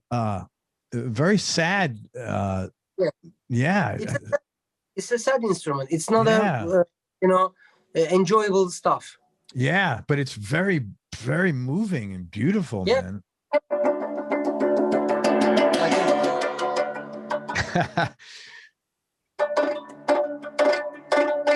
It's amazing, man. Wow, that's incredible, man. Yeah. Spell that out for me, that instrument. I want to listen to some of that on YouTube, man. The name of the instrument is bow. Bow, yeah. Bow, Tanbur. Okay, bow tambour. Tambur, yeah. Okay. And also bow, if you want to spell it in Turkish, Yayli. Okay, thank you. Thank you, man. That was beautiful. That was so cool of you, man. That was, wow. I've never heard anything like that. That was really heavy shit, man. Yeah, definitely. It's wow. and this is the studio. Yeah, man. The studio is gorgeous. Yeah, it is nice. You know, it's not big, but it is good. No, it's beautiful, man. I love the soundproofing there. It looks tremendous. Yeah. And there's another room also for live recording sessions, you know, just like this. And this is a, let me close the light and show you. This is a very historical old army building. And it is like this. Is it cold there right now? It's a little bit windy and cold, and on this tower there is a museum of Florence Nightingale. Do you know this woman? Yeah, Florence Nightingale. Sure, of course. Yeah. She was here during the Second World War, and she was taking care of English patients on this tower. So there's a museum of her in that tower, and there are lots of tourists came to visit the museum to see her bed and her medicines and her I don't know, things, you know. Yeah. Hey, I'm going to ask you just a few more questions because I could talk to you all night, but it's literally 8:30 there, and I want to be respectful of your time. Do you know I say? Actually, 9:30. 9:30. Okay, sorry. Do you know what Desert Island Disc is? Desert Island Disc. Okay, so there's a thing here called, like, what are your top 3 desert island discs? Like, if you were trapped on a desert island, what 3 albums would you want with you? The first one is definitely 100% Pat Metheny and Charlie Haydn, the Missouri Sky. That's the first album. Probably I will take it. And the second one is Kind of Blue by Miles. Yes. And also one from my traditional stuff, my traditional country. His name is called Neset. Mm-hmm. You know, Gap, and Ertas. Neset Ertas. Ertaş, yes, Okay. Ertaş. With Artas. S with a dot on the bottom, S with a dot on the bottom. Okay. Very cool. This is a tough question. What do you like most about yourself?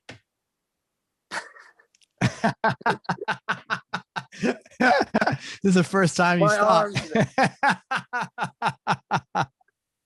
I really don't know, man. Maybe of course everybody loves himself, because if you don't love yourself, you can't love anybody, because the point that you have to understand the love starting from yourself. Sure. So but maybe I can say that accept to be accepted, I mean, I accept things.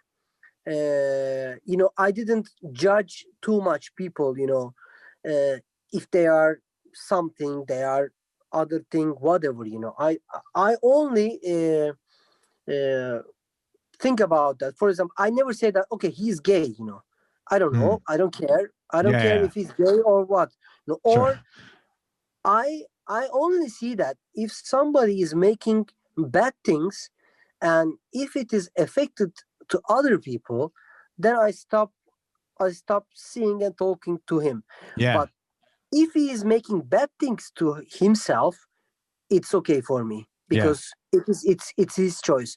But if other people are affected because of him, then there is a problem about between me and with that guy. That's why So you're not you like that you're non-judgmental. Yeah, I think so. But of course, I have some thoughts. Maybe I have some corners which I couldn't turn, because it's a being of human. Sure. So some people are stuck in some places, and if you are happy on those places, okay.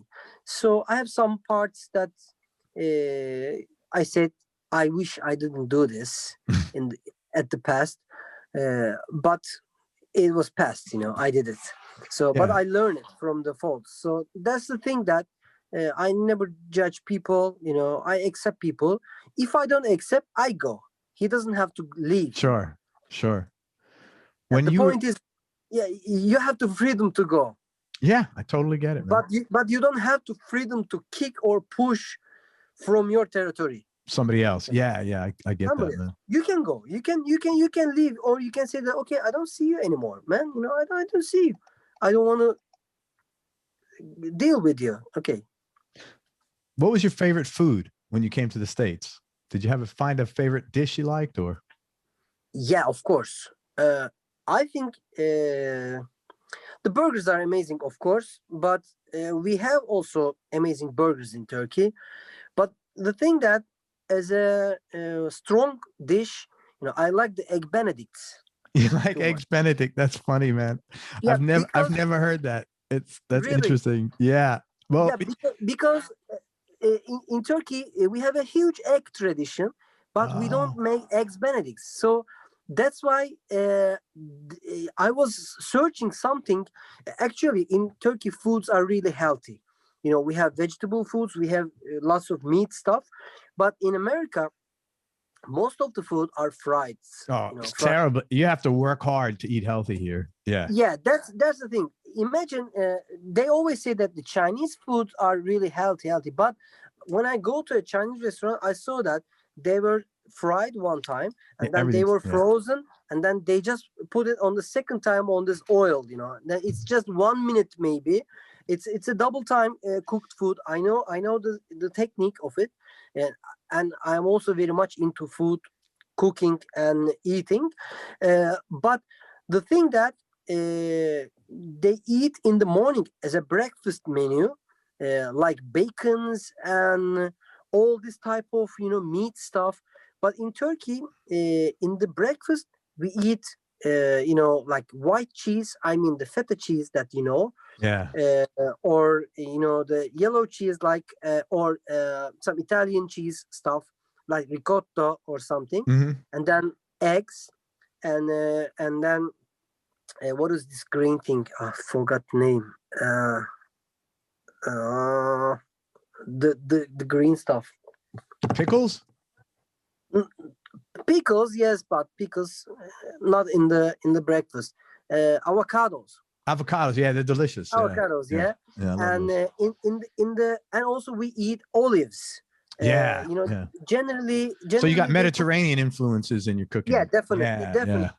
So that's why eggs Benedict is one of the if you of course order the spinach or the vegetable one, it makes me feel really healthy when I ate eggs Yeah. Benedict, and I feel really strong, and I got the egg and the meat, and all the sauce is amazing. Yeah. I think for me the best food, and also the bison burger. Bison burger. Yeah, I love bison's delicious. Bisons are really delicious. Yeah. No, there's like such a low fat content in that meat. Yeah, yeah, Yeah. yeah, yeah, yeah. All right. The flavor of the meat, you can hear, you can feel and taste that meat is eating the grass, or like if it's a mint or something, whatever. But you can smell, you can taste it. Yeah, I love bison. It's delicious. Yeah. What you mentioned you like cooking. Any other hobbies outside of music? Yes, of course. Like cooking is one of the hobbies, and walking and visiting the bazaars, open ground bazaars, open bazaars, Oh my God, especially, that must be so much fun. yeah, the fish markets. Especially in my neighborhood, every Wednesday there's an open bazaar. They start at 7 o'clock in the morning, and they stop like 6:37 at night, That's so and cool. you can go there and buy some fresh food, whatever. And another hobby, which I did too much, of course, the sailing. Oh, uh, cool. yeah, I was a professional sailor when I was a Really? kid. Yeah, I got a license about sailing. Of course, I didn't have time these days, but last summer I found a teacher, and me and my daughter go to Bosphorus with the sail, with only three people, which is like a 7 meters of the boat, and we open the flags and everything. It was so spectacular. That's nice. Like, That's a good thing to yeah, do with your child, That's a yeah, yeah, very yeah. It's good. It's bonding. good. Yeah. And I'm not an expert, of course. I didn't too much these days, but I know also how to drive the ship also. I mean, and not the ship, but the wooden boats, like 19 meters Like long. like a big sailboat. Yeah, it's a big sailboat. Yeah, I know. Yeah. I know how to sail with it. Like a I know how captain. to. Yeah, yeah. I know how to get the waves, the angles of the waves, because if you are not on the side of the wave, always you shake the boat, and people are not happy about shaking inside the boat. So I know how to use this. I know how to sail it. Favorite place you've traveled? Favorite place? Wow, it's a hard question. Yeah. Too much places, because if I can say about, I think Alaska is the one of the interesting places that I visit in my life. Really? Why is that? It's so cold there. It is cold, I know it is cold, but the air is so fresh, Yeah. man. When you don't need to do this, you just one sip and it is totally fresh inside Yeah. you. So I kind of miss this feeling. I know it is cold, it's freezing cold, but yeah, yeah. But the thing is, probably you will give a credit to that. When you enter from a restaurant after this cold, everything is perfect for you. Yeah. The tea, the coffee, the food, everything, because it's so cold outside. And also there was a Turkish guy, which we met for the first time in Anchorage, and he offers us to take us to some hidden places of the mountains, and all these, icy mountains which were there for more than 200 years, Oh, cool. and yeah, we accept this offer. And in the first year, me and Brian and all other guitar players, he brought us amazing clothes to survive on this cold, and we had an amazing walk on the mountains. He drive us to amazing places. We saw big lakes which are frozen. We saw the sea which is totally frozen, and it moves like this, and it's really amazing. That's cool, man. That Yeah. sounds nice. I saw the video of Mike last year when you were in Alaska and he was throwing that cup of coffee. And it was Yeah, frozen. yeah, As soon as it came out, I was like, yes, holy shit, yes. it's so cold, Yeah, man. man, this is the thing that we never had this before. Yeah, I know. I mean, I can say many places, but if I say something which is original, Alaska is original, because we go to Fairbanks, it's like minus 43. Yeah, it's No, crazy. it's minus 43, and 650 people attend to the concert. It's something else. Yeah, that's a big commitment. Yeah. Yeah. It's something else. That's why I like that. I get it. And the last question, and before I ask you, I just want to say thank you for everything. It's been such a pleasure, man. I'm so glad I got to connect with you, and you're such a soulful My guy. pleasure. And I My really pleasure. appreciate everything you do musically. It was very nice for you to share everything, man. Thank you very much, man. Thank you. Biggest My pleasure. change in your personality over the last, let's say, 5 to 7 years, and how much of that change has been intentional and how much is just a natural part of aging? Wow. Again, good question. Thanks. Good and a hard question. So, the first thing, I think 4 years ago, I learned that I have a tumor inside my body, and this tumor has got a cancer, Holy and shit. my doctor says that, what are you doing next Tuesday? I said, I don't know. I do nothing. I said, okay, then I write the surgery date for you.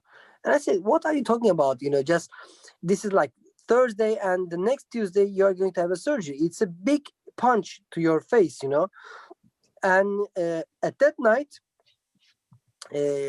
of course, as a normal person, I searched for another doctor because I didn't believe him. And I go to 2 different doctors, and they say that, okay, you have to take the surgery as soon as possible, because this thing is getting bigger on your stomach, around the stomach, a little bit down, and it will be really effective. If you are lucky, you got it in the beginning of your disease. Yeah. If you wait like 6 months later, it can be in the second stage or in the third stage. So, and I think that, of course, my family tried to find me the best surgeons to make the surgery, and I called the first doctor that I go and said that, okay, I want you to make the surgery. And he's not a he's not a professor. My family was looking for a professor. I said that they say that, no, you have to go to the professor. No, I said no, because this guy find this, and this guy knows. This guy's telling me all the procedure, and these guys know what is going on there. And he's going to make the surgery, and he made the surgery. And after that, of course, I got a fear of not to finish some of my works and some of my dreams, not dying. I don't have a just pinch of fear about dying, because dying is the most biggest act in a person in life you can do. You die and you make the biggest act in your life, man. The biggest. There is nothing biggest than it. So that's why, and I said, okay, I don't. At the end, we are going to have this situation. We are going to die. But what if I die before I compose my first concerto, or what if I die before I do this album with this girl, whatever, something. And then I started to think about everything, and then I understand that my family is in the second part in my life, you know. The first part is music. So I said that, okay, there is a mistake in this thing because music has to be a part of your life. Wow. Okay, the music hasn't been the life, and the other things is the part of it, you know. So that's why uh, I understand the life a little bit better, I guess, for the last 4 years. And I try to say no to some projects, you know, or I say that, okay, I can do it, but if this guy can accept to do it, he will make a better sound because I do many, many things similar to this piece. So don't put the bullet in your feet, you know. Yeah, yeah. Okay, okay, because I did it and I don't want to copy myself again, and maybe this guy should work with you. And then they go to this guy, and they were happy. I lost the money, I lost a gig, I lost a job, but I earned many time, you know. So Too much time. you switched out your priorities and made your family Yeah, first. yeah, definitely. Wow, that's heavy, man. Good for you. Yeah, definitely. So now I'm very happy that I start to compose this concerto on the last tour in America in last January. I start in the last January, and I finished on April, at the end of the April. So it's like 41 minutes of music, which is composed for fretless guitar and symphonic orchestra, That's full size amazing. symphonic You orchestra. did that without playing your guitar. Yeah, definitely. That's But of course, phenomenal. then, for example, when I finish an episode, I start to play the guitar and I said no, it's not working, and then I Of, correct myself. Yeah, but the music is inside my mind. That's why, you know, I said no to these people, and I earn a lot of time to compose new stuff because I had this disease. Now I'm healthy, but I never know when it will come back again, you know. yeah. So Yeah. because once your body made these tumors, then in the second part of your life, they it can make it again, you know. Because people sometimes doesn't know themselves if they are tired or if they are unhappy. So there are some things in life which is much more available than music, I guess, because you have to understand this. Uh, Live a good life with your family or with your girlfriends, whatever, you know. Sure. Eat well, you know, see people, don't steal, don't judge people, and then this vibe makes you uh, write music. Right. You know, Right. if you understand, when you understand this, you will be in advance, you know, because otherwise you practice to make music, you practice to write some compositions, but if you practice to live a little bit, then it will come like a music to your mind, you know. So uh, that's why I understand for the last 4 years uh, to have some vacations, you know. Good. So for example, I don't bring my guitars to I don't bring the guitar with me to the vacations. I said that, okay, Good I for want a you. vacation, you know. I want a vacation. Of course, people know me sometimes in the places, and of course, one night, of course, there's a guitar comes out from somewhere else, you know. I have to play, and then after 4 days later, I said, "Shit, man, I miss playing guitar." So, and this type of distances are also important. So you Yeah. learn to live your life. I think this is what I learned for the last 4 years. Well, dude, that's a great way to end, a very happy way to end this interview. That, and don't forget, there's always light. There will always be light. Hey, Yes, listen, yes. let me tell people where to find you. And thank you so much, man. You're a lovely guy. I really appreciate all your time. I know it's very Thank you late very there. much. All right. So I'm very happy to attend this show, and I'm really thankful that you are so experienced, and your questions are so deep, and I hope people didn't get bored from my ugly speeches, and I'm so happy to share this time with you, man. thank you, Thank man. you. Feelings like, and I hope to see you here in the States. I want everybody to check out Cenk's music. But first of all, again, his website is it's Cenk Erdogan, but let me spell the name. It's CENKERDOGAN.net. You can find his website there. It's really comprehensive. On Instagram, he does a lot of fretless guitar stuff, and his Instagram is PRDSZ, and then it's guitarist, but GITARIST, or you could just look up Cenk Erdogan. Also, you could find his last record on his website is called Arıyorum Hala. It's a very, very sweet record. All of it, everything he has is on Spotify. Talk about, though, he has a website. It's the first one, fretlessguitarlessons.net. Talk about what people get on there. And again, it's in English as well. Yeah, when they enter to the website or on the Fretless Guitar page on Instagram, Fretless Guitar Lessons page, they found... That's probably your wife calling you. I feel bad. You could tell her, No. I apologize for keeping you so long. No. My director is calling because there's an episode which we are working on to a new movie.